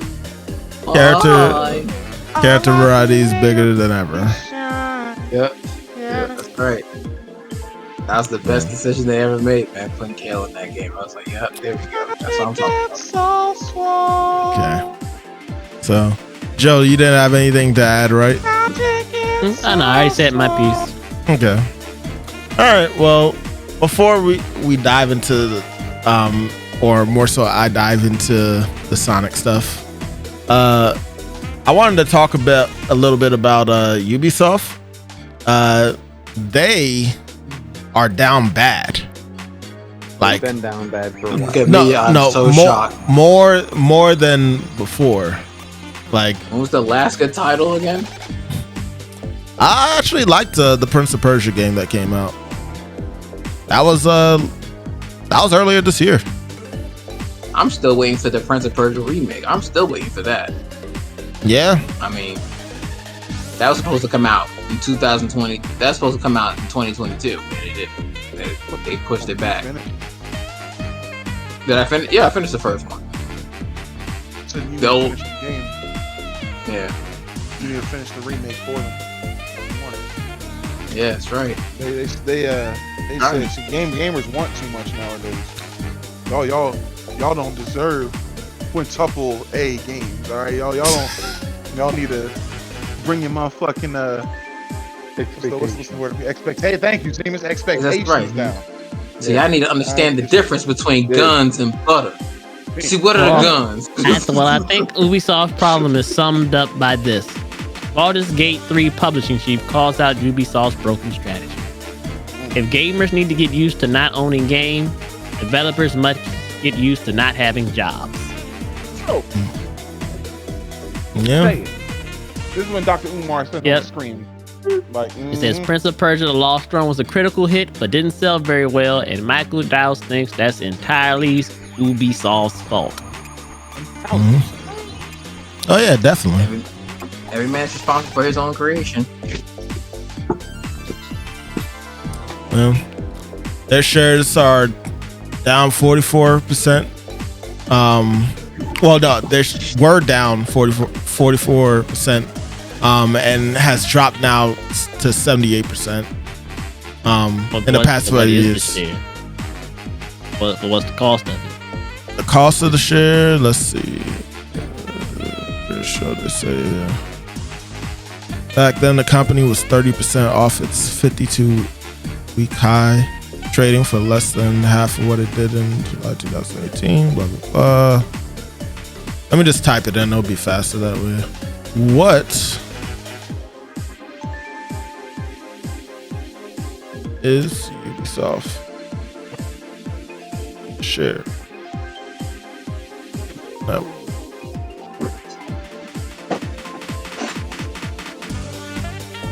It was 246.5 million, and its decline has dropped to 34.4 million. That's how much the company's worth. He was wondering how much is, like, if you bought a one stock, how much is a stock? Hold on.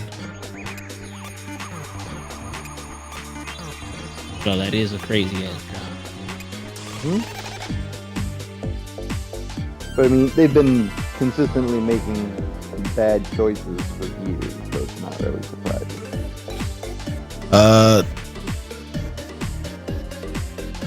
$2.93 in $2.93 in US dollars. Yeah. Wow. Oh shit. Yep. That is Horrendous. yeah. So we're like, I guess another reason why I brought this up is, what do you think Ubisoft can do to get out of this situation? To Bought like 10 cents. Yeah, like getting bought out. Yeah. A whole restructure. Cause right now people are not feeling you. Yeah. Which is crazy because you have franchises that a lot of people really like. You have Far Cry. You have Assassin's Creed. You have Rainbow Rayman. Six. You have Just Dance, which always sells well. Like, there's no reason for that, for you to be bad. Yeah.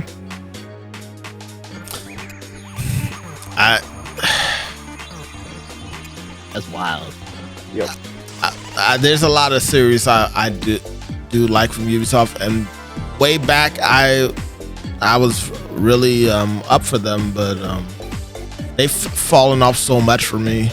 The last game that I was interested in it was, funny enough, a Prince of Persia game, but that didn't even sell that well because of how bad their credibility has been to people over the years, and sadly a lot of the series are suffering for it.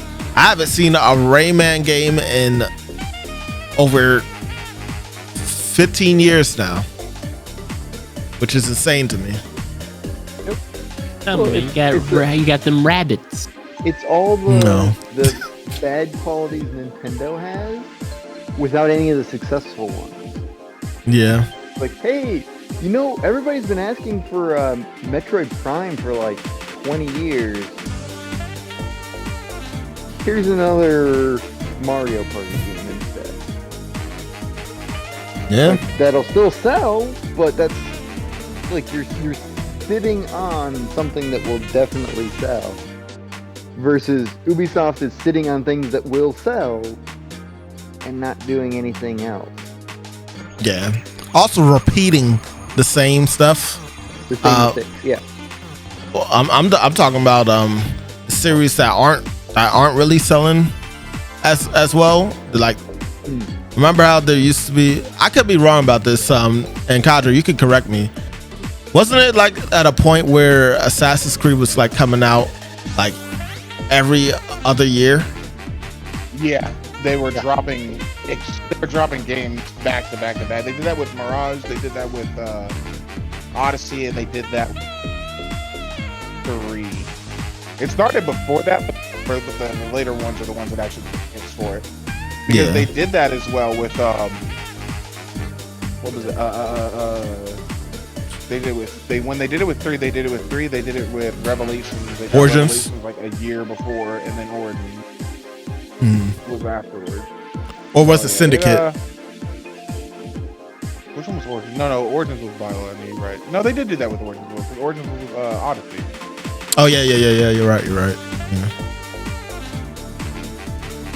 I think it's pretty crazy when you're a company that's been around for this many years, and now you're losing to Roblox. All right, now I will say, because Roblox doesn't have the same situation of like graphic control, their games are not actually that bad. I'm not gonna lie. I watched my cousin play Roblox, and I was like, man, this shit looks horrible, but that looks pretty cool. That makes it even worse though, the fact that you have a triple A company or quadruple A company that can't like meet the standards of gameplay, at least as Roblox that people are making. It's kind of arguably that's more of a industry-wide problem of, hey, we have all these bucket loads of money, cool, use all of it to make it look really pretty. Shouldn't we keep some of it back so it also plays decently? Nah, just do the graphics, because you can sell a screenshot way easier than somebody not being able to play games.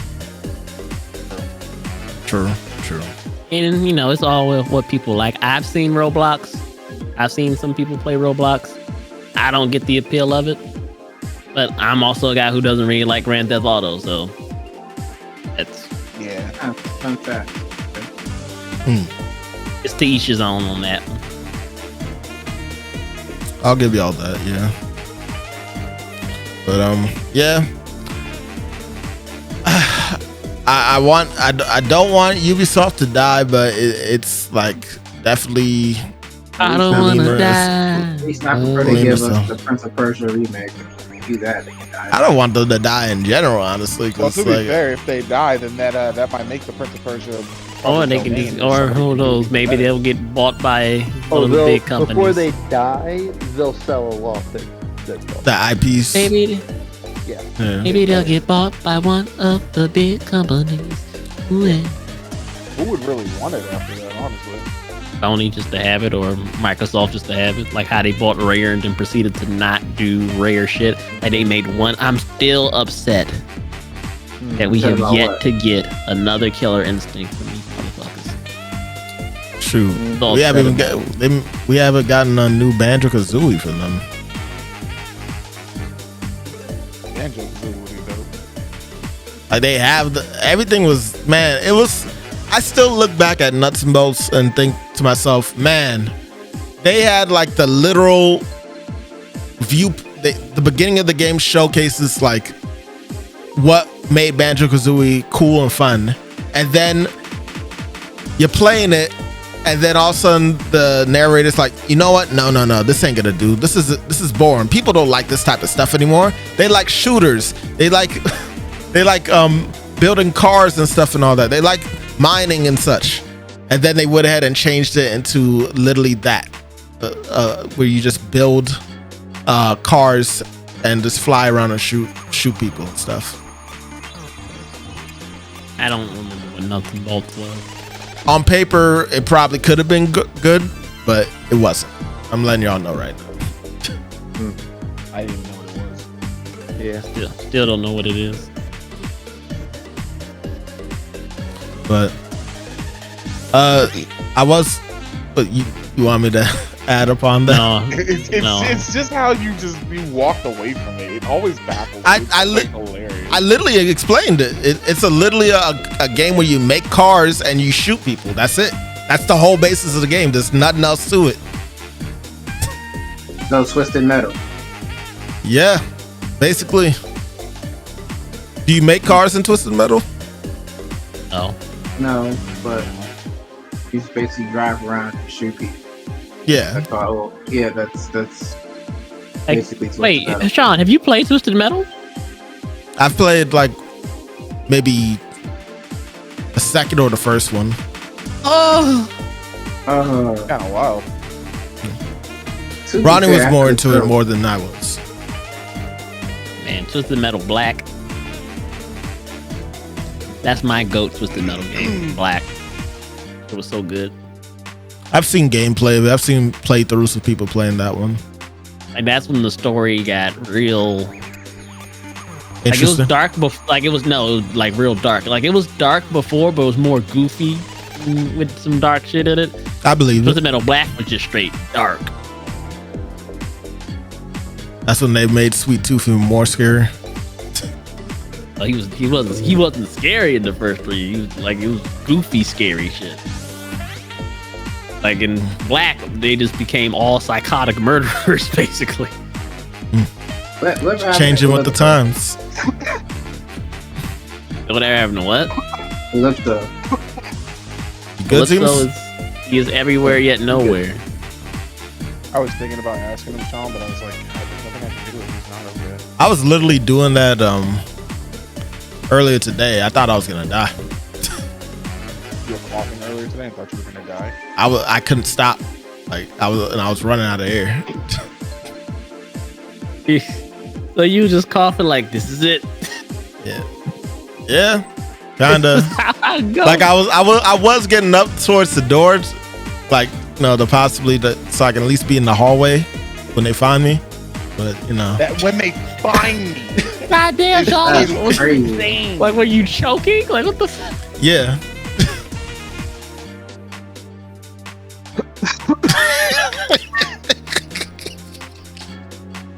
Shut up. When they find me. Oh man. Since Zemis mentioned it, Joe, me and you, real quick. Let's talk about Super Mario Party Jamboree. Yes.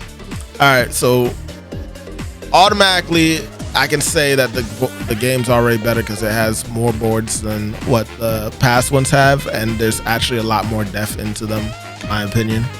More characters as well. More characters as well because it's pulling from Super, which was already adding a lot more extra characters. More features like with the Jamboree Buddy and all this other stuff. Yep. We haven't messed around with Pro mode, but I was planning on having us do that at some point. Maybe we could do that tomorrow before we hit the party up, so we can know if that's like even worth it.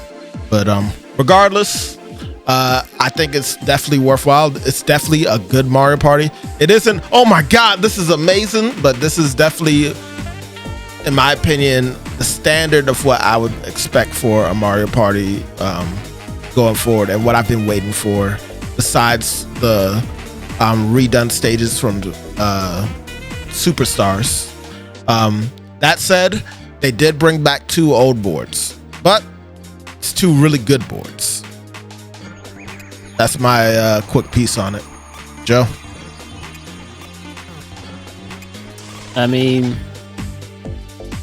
I think the mini games, or when you actually have the Joy-Cons, you get access to more mini games than when you don't have the Joy-Cons. So with the motion controls, you get more mini games. Haven't really dealt into like the side stuff you could do, like when you fly in a plane or whatever, the gliding little stuff. Oh yeah, the little side modes. But it's a lot of single player content for you to get lost in. Mm-hmm. We haven't done that other online mode with the you're basically just doing all mini games and trying to get to the end as fast as you can, or that Bowser challenge thing. What was it called? Really done that. Jamboree-thon or something like that?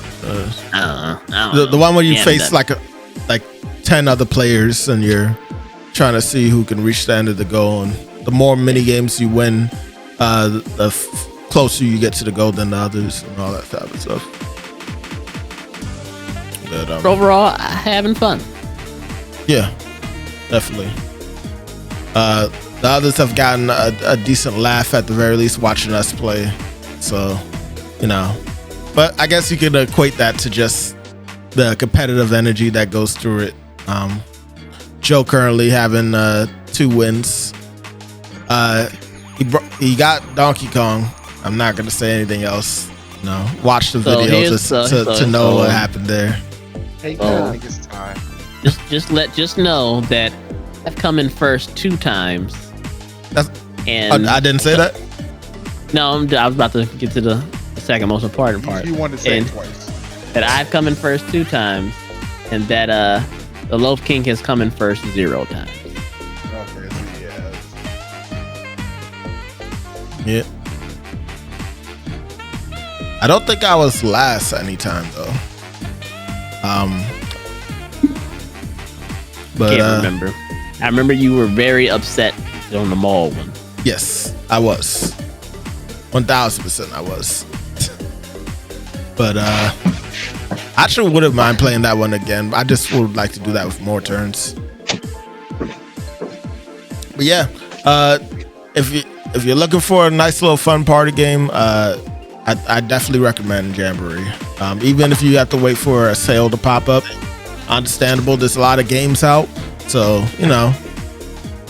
shoot, Magic was about to get at one point. No, I kind of hooked him up with that one, but I do think it's worthwhile of purchasing and giving it a shot compared to past ones that have come out over the years. But yeah, that's my quick piece on Jamboree. Let me try and fly through this Sonic stuff pretty quickly.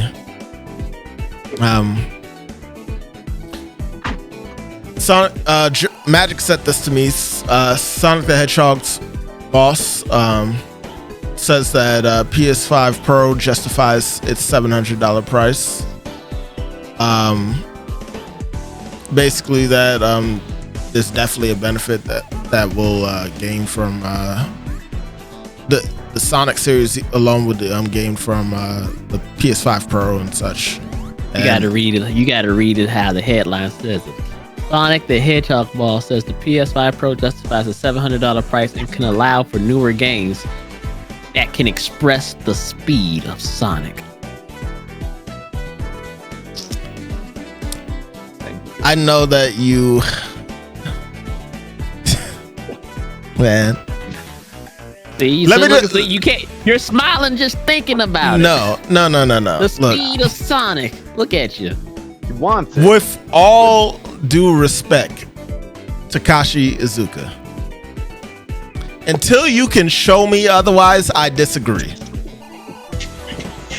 Until we're actually shown something that we can physically see in action, it's still a no for me. Until at least we get something that can truly justify what you are saying here, because you're still struggling with what you have with the PS5 and the PS4, and you're still holding the Sonic games back because you're putting the games on the PS5 and then you're putting it on the PS4, on last gen consoles. The Switch too. Yes. So until you can show me a game, the last game that they did that, where I actually would have believed it, was Sonic Unleashed, because that was like because it had Unleashed in the name. No, nigga, because it actually was taking advantage from all the power of the systems that it was on. What's the argument? What's up? I gotta say, I read no argument. The article. I feel like the most telling thing was at the bottom it mentions, and it was stated that they don't actually have any games in the works. Yeah, exactly. He thinks it'll be really important. Right. He says, coming out with those consoles, we feel that we can make newer Sonic games that can express the speed of Sonic and with much better gaming UI as well. But he did also note that he is still committed to the people playing on older hardware like the PS4 or Switch. Basically, we still see you, but with PS5 Pro, we can express the speed of Sonic. So if you want the Sonic to its max form, you know what to do. Honestly, that just sounded like PR speak. Yeah, it really did. We can still, we're still relevant. We can still handle all this new stuff, even though we're struggling with the old stuff. We can do it. That's what it sounds like. Everybody's struggling with the old stuff. They don't want it, like the whole Xbox Series X, Series S debacle. Like, that holds back the whole Xbox console because they have to. I agree. Go through a whole nother development cycle just to make it for that inferior version of the Xbox. I 1,000% agree with that, and I feel like until I can see, in this case, So I'm speaking for Sonic Team. So you're telling them to say fuck the other consoles? Yes, and show me the full power of what you can do on one of those powerful consoles, because both are powerful. Yeah. Use every resource of that console. Don't let it be held back by backwards compatibility. They're already complaining with Frontiers of, well, it's so expensive to make the huge overarching levels that we have to make, so we had to make these cyberspace levels in order to pad the time. Yeah, I guarantee you can't handle the bigger ones anyway.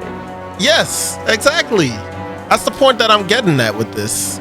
Like, don't get me wrong. I love these games. That's why I'm still the crazy Sonic fan. Still here. Yeah, pretty much. I'm just still here. But like, for you to make a statement like that, for me, I'm just like, I'm sorry. That's just bullshit to me. You have not shown me something like that in over the past 20 years, honestly. So like, until then, but no, you should buy a $700 thing, right? Because we might. No, that's not enough for me. Show me proof. That's all I'm saying. Show me proof. But yeah, that's enough of my rant for that. Proof. You can't handle the proof. Like, they can't handle the truth. Sonic 3 director says Keanu Reeves did research on Shadow the Hedgehog because he wanted to create a faithful version of the character. It's dope. Don't care. We'll see if the movie's good. I'm honestly, Zemis, at the point where I 1,000% believe this movie's gonna be really good. I expect it to be good, but just because, oh yeah, no, I did research. Okay, cool. Whether you did research it, whether you studied for an hour or you studied for 12 days before the test showed up, if it's good on the test, that's all I care about. What was the last movie that Keanu Reeves did besides Matrix? John Wick. I'm gonna say John Wick. John Wick. That was the most recent one. Yeah. And he did great in that. So. I like the fourth one. Oh, you did? Wait. You didn't think he did that great, Kadra? I mean, it's John Wick. Just kill everybody with a pencil. And then just be the brooding character. Meaning and be brooding. Yeah, meaning it's not a lot of emotional acting range. It's just him doing. It's just him doing action shit. So I guess what I'm getting at, because of what I know what he's like more known for with the characters that he's played in the past. It's gonna be Neo, and it's ruined. Yeah. The brooding aspects. That's when I think of Keanu. It's not like Nicolas Cage. It's not the same range as him still. Alarm Yeah. bell. Anyway, Coming to your house. This Christmas. Keanu's taking the Shadow character serious. I'm looking forward to it. Simple as that. Moving on. What else did I have in the topics? I don't really feel like talking about that one just yet. You can talk about Sonic Shadow Generation.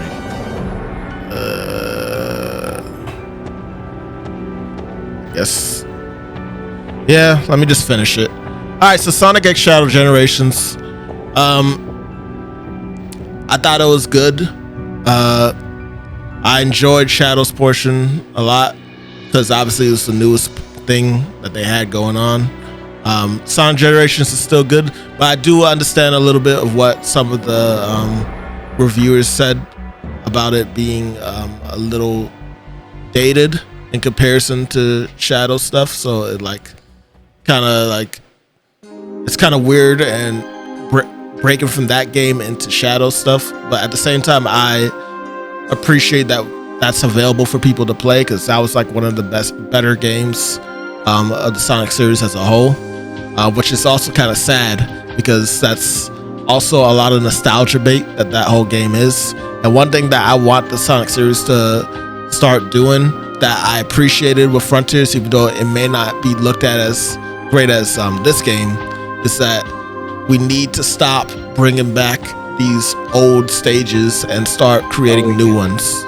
Because when you stick to nostalgia for so long, it gets to the point where it's not even nostalgia anymore. People are too used to it, and people are less inclined to really want to experience it because it's nothing new. And while you can fail, like they have failed many times before with some of their stages, you can build off of that failure and make something better with the knowledge of what you have of what does work. And that's basically how I feel with this game as a whole. I think Shadow Generations was great too, with its stages, but at the same time it's pulling from the past and I want something new. That's my piece on Shadow Generation, Sonic X Shadow Generations. Christian? Basically, everything you said. I wish they would. There's too many iconic stages in Sonic's history for them to keep cycling the same stages over and over. And I don't know about how many iconic stages they have. There's plenty. They don't have to keep iconic. Yeah. I don't know about plenty iconic. There's a lot of cool. There's only a few I would give iconic status. What would you give iconic, Joe? Well, obviously Green Hill Zone would be iconic. Are we just talking 2D? Or are we talking like just 3D all around? All around. So obviously Green Hill Zone would be iconic. That would be iconic. The Death Ball, Eggman Death Ball thing, that's iconic. And maybe Pumpkin Hill just because of the song. Everybody knows that, but that's not really a Sonic stage though. Then those are the ones that I would say would be iconic. Well, I'm sick of Green Hill Zone, and like Casino. I would say the Casino one's pretty iconic. Well, I'm the one I'm tired of. They can do something. What else? That's the first stage. That's like you don't get more iconic. I know it's the first stage, but that doesn't mean our point is they can try using another stage, like instead of recycling the same stage over and over again. I get that, but I would say you have to have a Green Hill Zone, and then you can mix match the other ones. You don't. Sonic Adventures really 1 and 2 were proof. Yeah. That's what I would say. You'd have to have a Green Hill Zone. I think for you, it's a little more easier to say that because you haven't really like stayed up to date with how many Sonic games that have come out. Like you went up to like Adventure 2, right, or something like that. Yeah, like Heroes and Unleashed and all that stuff. Like the dark years of Sonic. Like you really want. I don't think anything about those years are iconic. The dark years do have some iconic stages. Are all of them the greatest? No. Obviously, that Sonic was on his stride when he first started diving into like Adventure and Adventure 2. And if you want to go further back, you can go ahead and do the 1, 2, and 3. But honestly, I'd argue that Sonic 1, the only good stage with that one was literally Green Hill. And they've run that into the ground countless times to the point where I'm tired of it. Another for Sonic 2 would be Chemical Plant, and they've been running that into the ground continuously as well.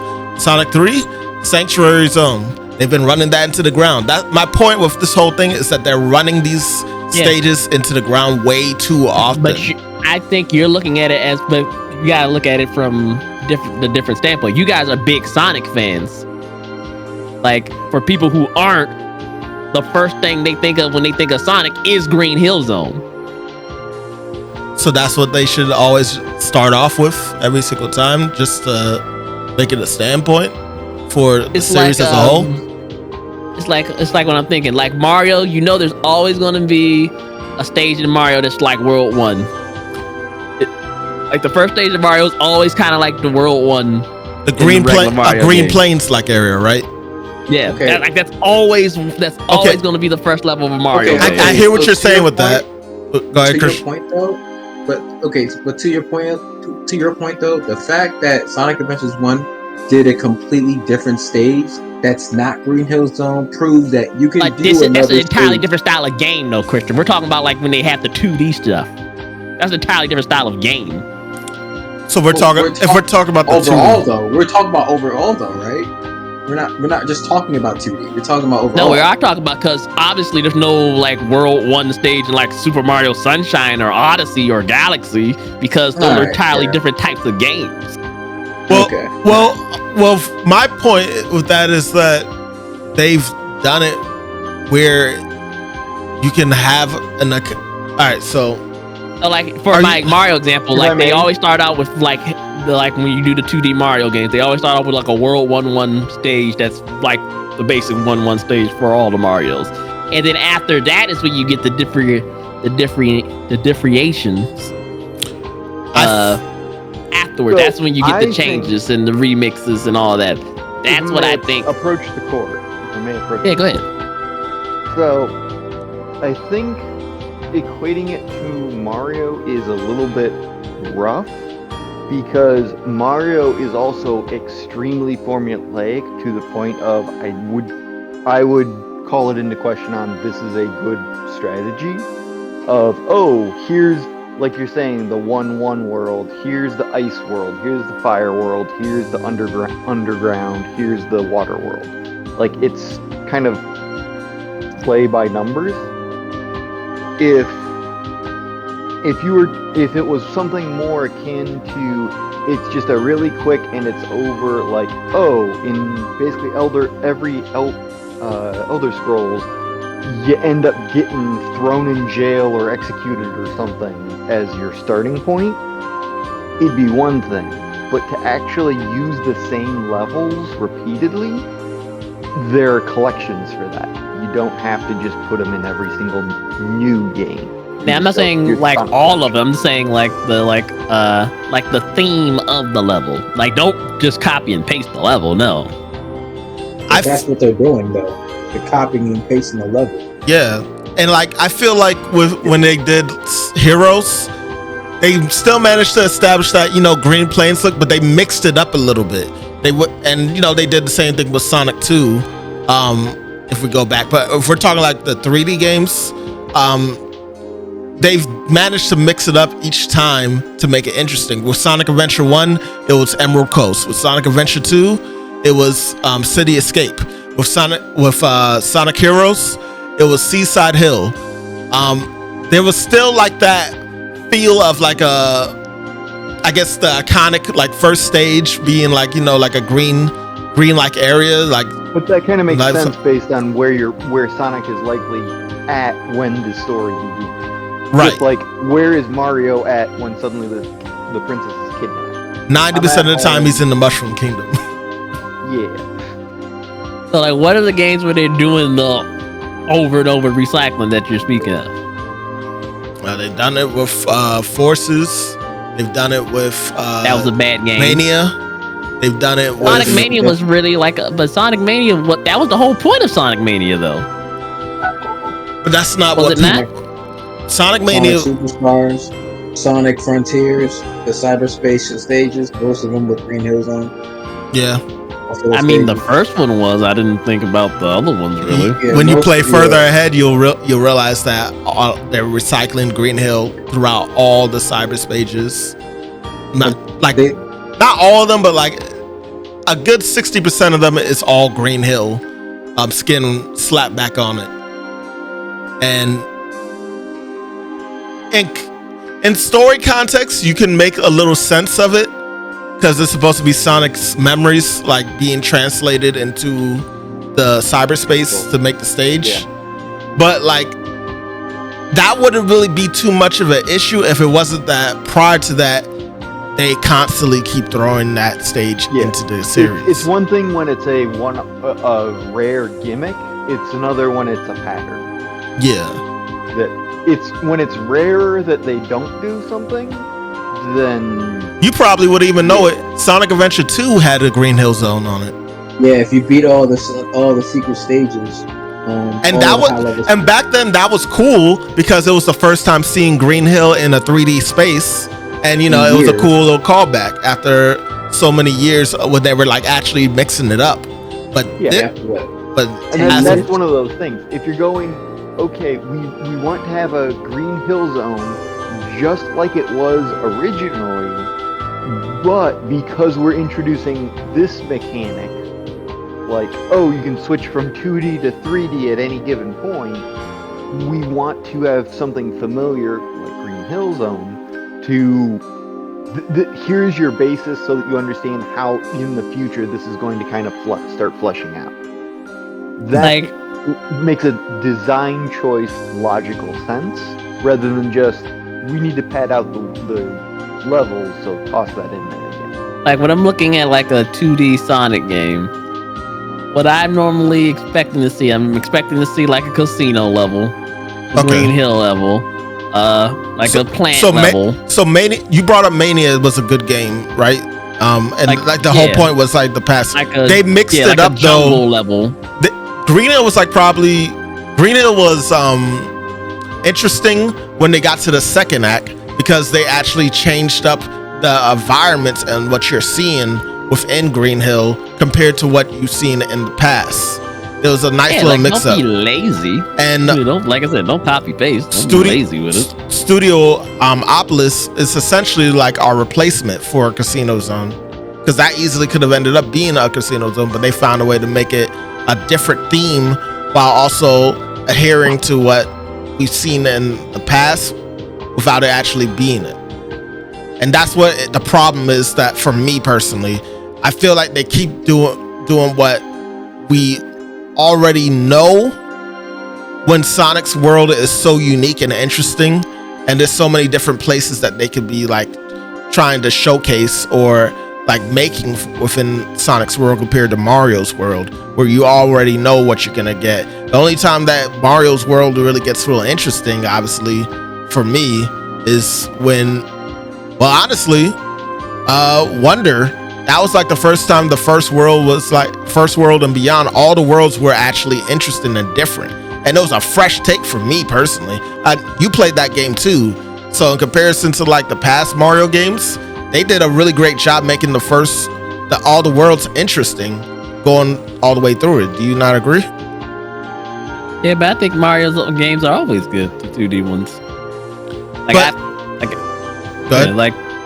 Like they always introduce new mechanics and gimmicks in the Mario games. Like this one, they did it. Wonder, they went like to the next level, making with the Wonder Seed having all this different effects on the environment and stuff.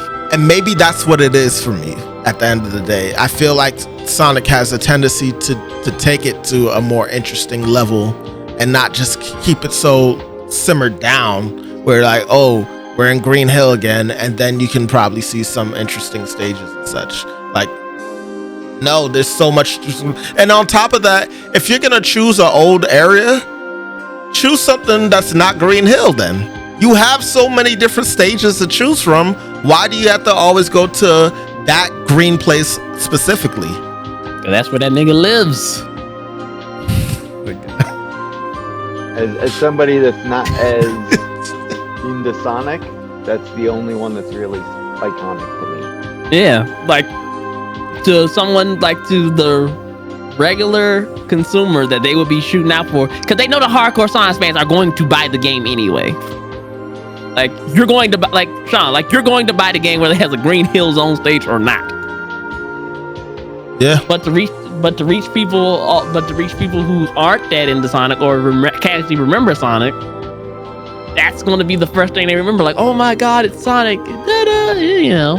And then it does make an easier compare and contrast of, okay, so I heard about this new Sonic game that's coming out. What does it look like? They can kind of show you Green Hill Zone and go, this is kind of what our take is going to be like. Oh, okay. I like that or I don't like that. And then it's easier to avoid spoilers because it all looks arguably the same. But Zemis, you played. Not saying it's good. Not saying it's good. No, I know, but I was gonna point out. I mean, actually, both you and Joe got to play it. Superstars. You saw how they did the first stage for there. I felt like that was a. Huh? I didn't play Superstars. You didn't? You and me. I thought I remember you playing it and getting frustrated, like at the bosses later. Sonic Superstars. Was it 2D one? Yeah. Definitely didn't play it. Really? I guess I'm pretty certain I did not. Okay. All right. Well, never mind. I take that back. But you saw how interesting the first stage though looked, Joe, in comparison. No, I didn't. I don't remember the first stage of that game. That's what I'm saying. Like for me, I don't remember it. Like maybe I remember Green Hill Zone. But I don't remember that. That if I did play that game, then there's a clear example. It's to me, Sonic games are super forgettable.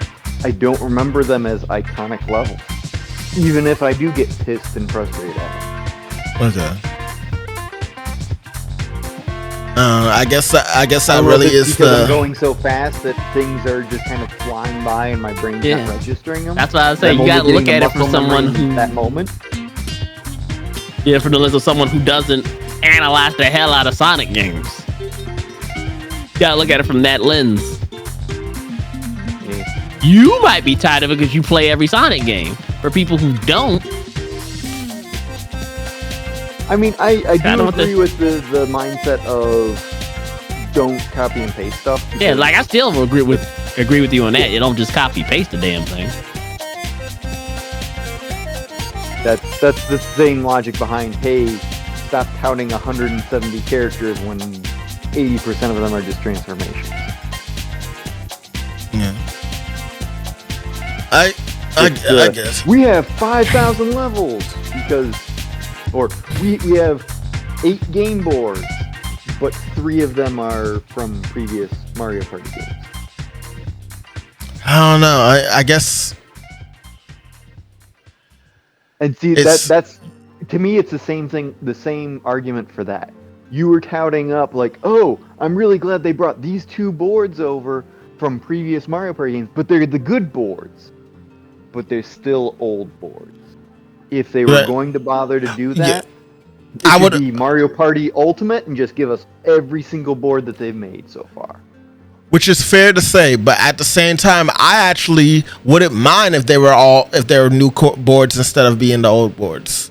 I'm only giving them the pass because of knowing that it is a good board. Right, you're giving them the pass because they have traditionally been very bad about actually giving the content of, hey, here's 4 boards, you should be happy. Right. it should be way more than that. That's kind of like chicken shit. Right. We're Nintendo, you're gonna accept this, because you're still gonna buy Mario Party. Everybody's gonna be in the same cart. You're gonna accept it because it's Mario Party. Yeah. I wasn't happy about it, but did I get it? Yes. You're right. Yep. Yeah. And that's the standard problem I've always go back to. You vote with your wallet.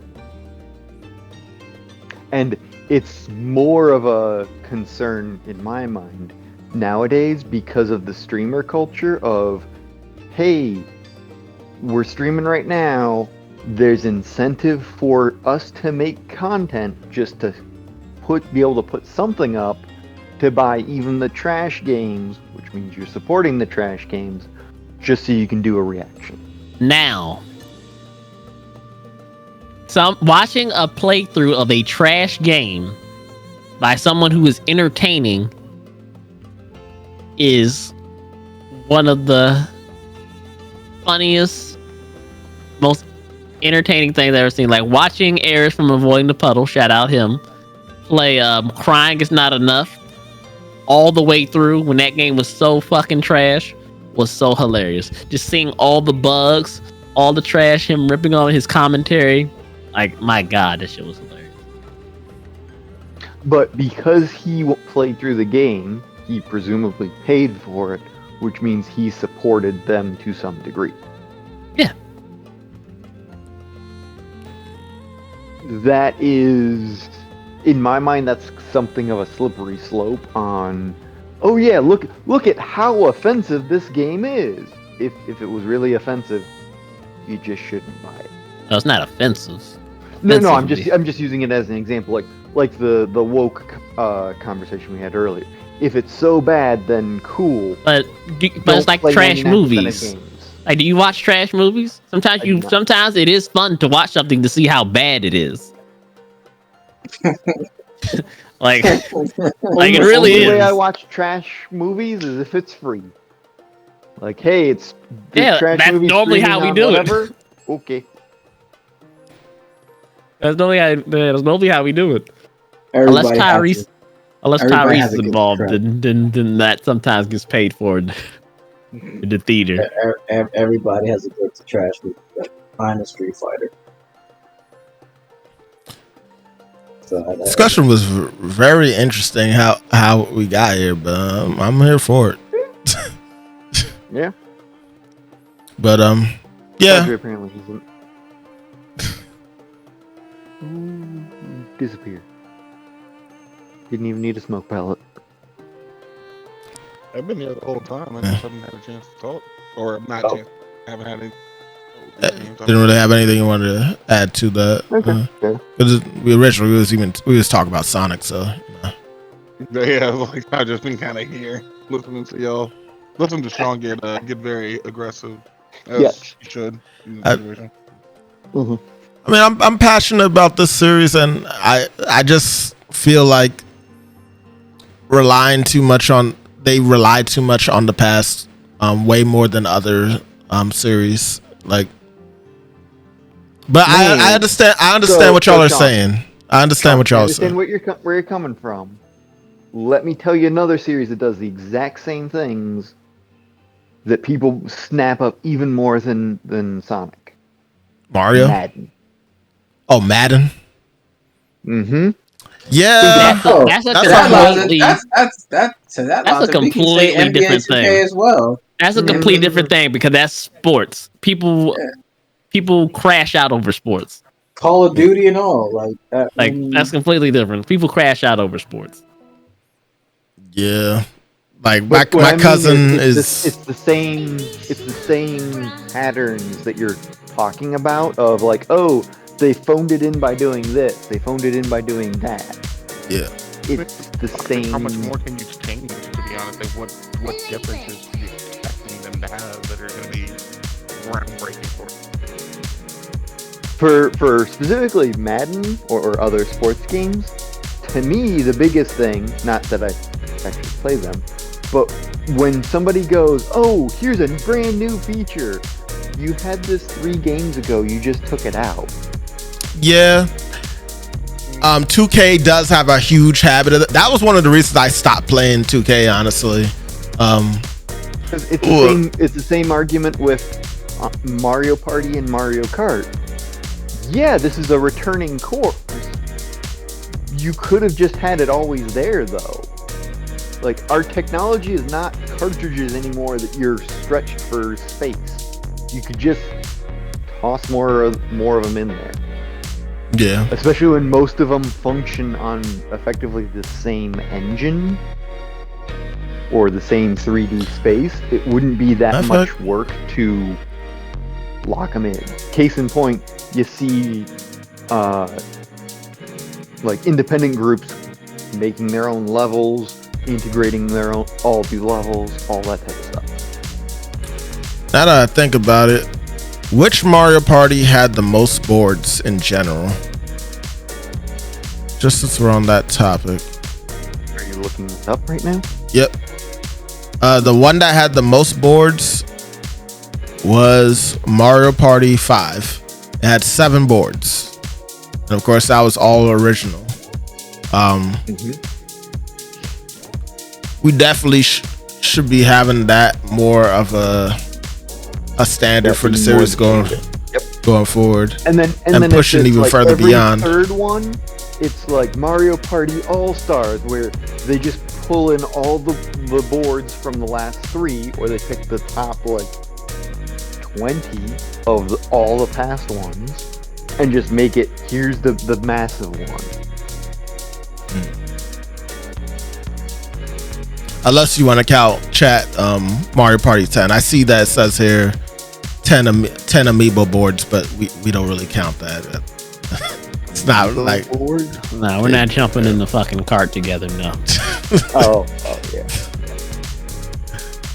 But I remember playing that and going, at first, like when I first played it for like a board or 2, I'm like, okay, this is an interesting change. And then after like the 3rd time I played, like, this is stupid. Yeah. I only liked the fact that they added Bowser when I saw the sequel with the cart, but I never liked it in general. But okay, I'll leave it at that because I've been talking about Sonic. Got y'all to talk about Sonic for a good while, and y'all brought up good opinions and reasonings to why you feel the games are the way they are. But if I didn't say it already, Sonic X Shadow Generations is a good package deal. It's not even charging like $60 for it. You can get it for the base 50, even 40 if you don't do the early play thing where you can play it 3 days early. Obviously, you can't do that now because the game's out. But yeah, I think it's a good package deal, and I'm hoping that the series definitely finds a way to stay interesting and not necessarily always pull too much from the past. But at the same time, I understand there is a need for recognition from those that don't really remember Sonic too much, but only remember that Checkered Hill zone.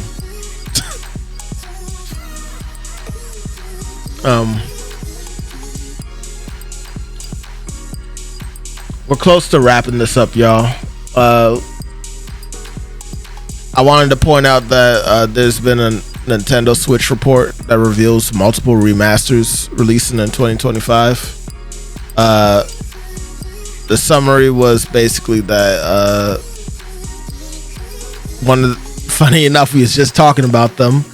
There's a couple of partners that they want, third-party developers that they want to work with to do the remasters, and one of them is Ubisoft. So we have like Splinter Cell Blacklist.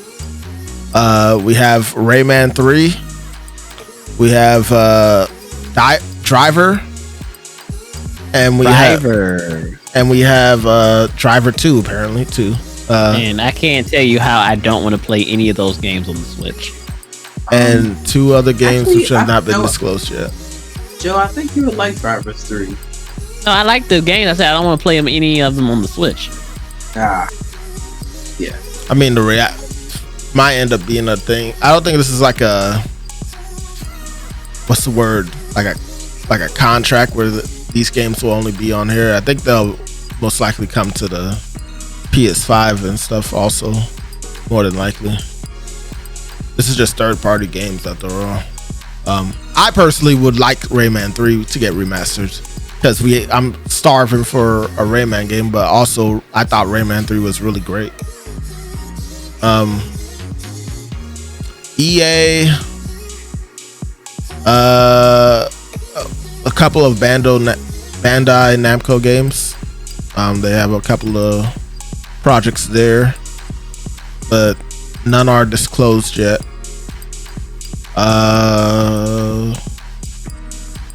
It looks like that's about the base of it, but I mean, I guess at the end of the day, those without any information about the EA one, in terms of the Ubisoft ones, none of those really catch your eye. So, but I just stated the one that caught my eye with Rayman 3. I don't want to speak for y'all, of course, but yeah. None of those. Really? Yeah. Same for you too, right, Kadra? I'm sorry, that one I wasn't going to say. Are any of these games games you want to play? No. Yeah. Okay. Like, oh, Splinter. Rayman would be interesting. I thought he was gonna say Splinter Cell. I played a lot of Ghost Recon, not too much Splinter Cell. Huh. And then actually, even earlier than that, I played a shit ton of SOCOM before anything else. Back in my day, we played Unreal Tournament, or if you were really old, I remember Unreal Back in Tournament. your day, you played Pong, Grandpa. Go in the corner. We don't put our elderly in the corner. Ugly. All right. I was gonna talk about Silent Hill 2, but I actually want to finish the game before I say anything else. But I will say, at the very least, I'm enjoying the gameplay and how trippy a lot of the things is. That's it, though. I want to wait a little bit before I give a full opinion I on have that a game. question about it. In your perspective, because this wouldn't be spoiling. So I saw something online that the original Silent Hill, the camera was, I'm just going to call it wonky. Mhm. And that in this one it feels a lot more standard, like third person. Mhm. Do you feel like that is a good change? Because from what some of the people were that I was listening to, they felt the wonkiness of the camera kind of helped disassociate you from the character, and that actually helped from a storytelling perspective. It did help, but so this is a weird thing to try and explain to most people that haven't really played Silent Hill games like that, but the difficulty of the controls added to the story for sure. That's how old horror games were. Like the tank controls adds to it because you're not as fluid. Yeah, Like the getting away is not an struggle. option. Just touch everything easy. Yeah, the struggle is like very in there for you, and you can like relate with the characters, especially with how they're handling those scenarios and such. So I guess Joe does understand that to a degree with the past Resident Evil tank control games as well, obviously. And there's a lot of games back then that did tank controls too, so I won't say just strictly Resident Evil. So you would say that the better controls are actually a little bit of a detriment? So Or I it just would feels I would say that, right? But as I got further in the game, they did a thing where it just progressively gets more difficult with how sporadic the enemies are. And even though you have like the extra controls and the better camera angle, you still feel that tenseness and what's the word I'm looking for? Dread. I don't know if it's dread, but we'll run with that, I guess. I mean, at the end of the day, you still do feel like immersed in the game, with those set controls and what's happening with the story, and with how the games usually end. It makes even more sense why the controls are the way they are, or why it's so tense or difficult with different things, even when you get stronger weapons and such and so forth. So I can understand the perspective from people that are seeing it and stuff, but I feel like they did a good job of making it progressively feel that way. At the beginning, I feel like they made it a little easy because they wanted you to get more acclaim to acclimated to everything. Yeah. Okay. So that's why I was just curious, because I felt like that was a spoiler-free question for topic. Yeah. Appreciate it. But yeah, I'll maybe next podcast I'll be able to give y'all more insight on how I feel about the game as a whole. But as it stands, so far, I'm into it. There's a little bit. No, let me stop. I'll talk about it more later. But I think we ran through all the topics now. Unless there's something else that y'all wanted me to bring up or y'all thought was interesting to add to this, we can kind of wrap it up. I like the money pit. Yeah. I have something. Okay. I'd like to give a shout out and possible discussion, depending, on Hyperlight. Okay. Pokemon. Yes. So Tabletop Simulator, if you don't know about it, it's been out for a good while now. It's available on Steam. Allows you to play a lot of different board games, and there's mods out to get even more access to other types of board games that devs themselves have gone ahead and made public to the people to play. And one of them that we've been playing is Pokemon Legends of Sinnoh. It's been very great. We've played it since the very beginning, and we've practically played every single update that this game has gotten over the years. And to this day, we're still playing it. Matter of fact, we most recently played the newest one, Hyperlight. Is there like an additional name to it besides that? Or is it just Hyperlight? It's just Hyperlight. Okay. Yeah. Game is great. I think the others might be able to give a better definite description of like how everything works, but here's my view of it is essentially that you get the chance to pick out, especially in the most newest one, you have a chance to like choose out what your first Pokemon is going to be by going to a different plot of land and be able to search for them and try and get them. There's a lot of systems in play to help you get what Pokemon you're actually looking for. If you know where to look, actually, that's a key part that I should have stated. You need to actually know where you're looking. Some randomness and replayability due to multiple. Basically, here's the minor win condition, and then here's the actual like proper boss win condition. So that there's a bit of variability. Also, the system itself is nice and random on different things it places on your board when you hit start. Again, really nice that it is there, and it's also automated, so you don't have to worry about setting it up. One of the biggest problems most people would run into for this particular Pokemon game was the long play times. I mean, the four of us, we were playing for what, like 5 days to try and finish one single game. Yeah. And we were doing like 3-4 hours each. So it's not like, oh, we only played for 20 minutes. And yeah, of course it took 5 days. Yeah. And of course also our scheduling takes a part in that as well. You know, we have our lives outside. But 15 hours for a single game is kind of crazy. It is.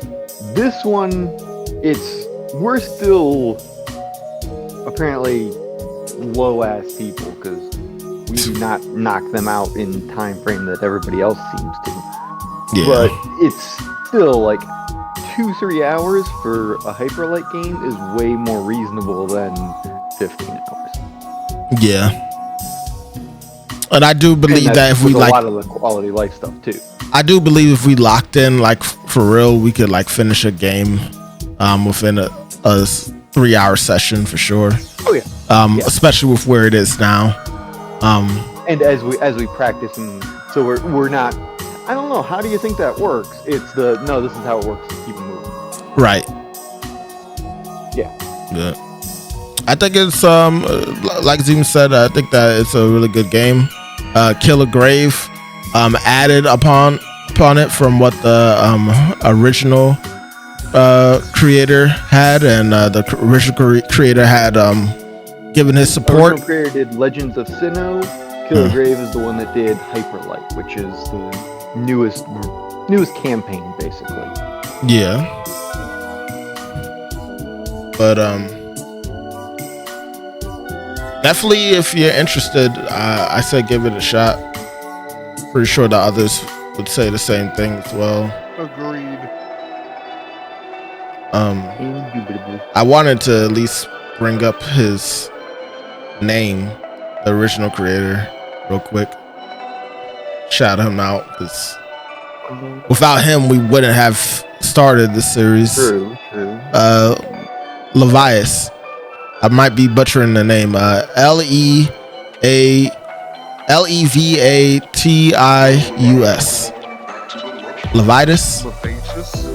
Levacious. On Steam, it's just Lev, but yes. Yeah. Lev. Yes. Thank you for all the play sessions. We appreciate it. Thank you for effectively making a Skyrim style game that everybody modded the shit out of because everyone loves it. Basically, yeah. Am I wrong? Like, no, you're not. Did what Bethesda could not do with Starfield. I'm just saying. Lord. But he's not wrong. That up just to make me. I had such high hopes for that game. Not as much as the Anthem, but I had high hopes for that. I had high hopes for it too. I just tempered it with depression. We're gonna go ahead. I did not have high hopes for it because of how long it was taking, knowing who was making it, and knowing that it was Xbox. We're one of the few people on YouTube that actually showcased this game. I mean, if you want to go look at some of our old sessions, you can. But I haven't uploaded like a full game of us playing the most newest update. But you can like see where it's come from, at least if you want, to where it is now. See, another guy went ahead and posted it. But yeah, Pokemon Legends of Sinnoh, Hyperlight specifically, is what we're on now. But all right, that's gonna be it. I hope you guys enjoyed the podcast. I'd like to thank my crew as always for showing up and participating. I don't know. Actually, no, I'm not gonna say I don't know. There won't be any videos uploaded tomorrow or the day after. We'll be at a party, but I will try and get this podcast out, this episode specifically, out tomorrow at the very least, for y'all to be able to listen to on Spotify, and maybe I'll even get a YouTube video out then as well. But until then, you had Kadrebandit, Zemis, the Amazing Christain, and Magic Lunchbox, and me, TheLoafKing, and we will catch you guys later. Never forget to stay luncheon Peace.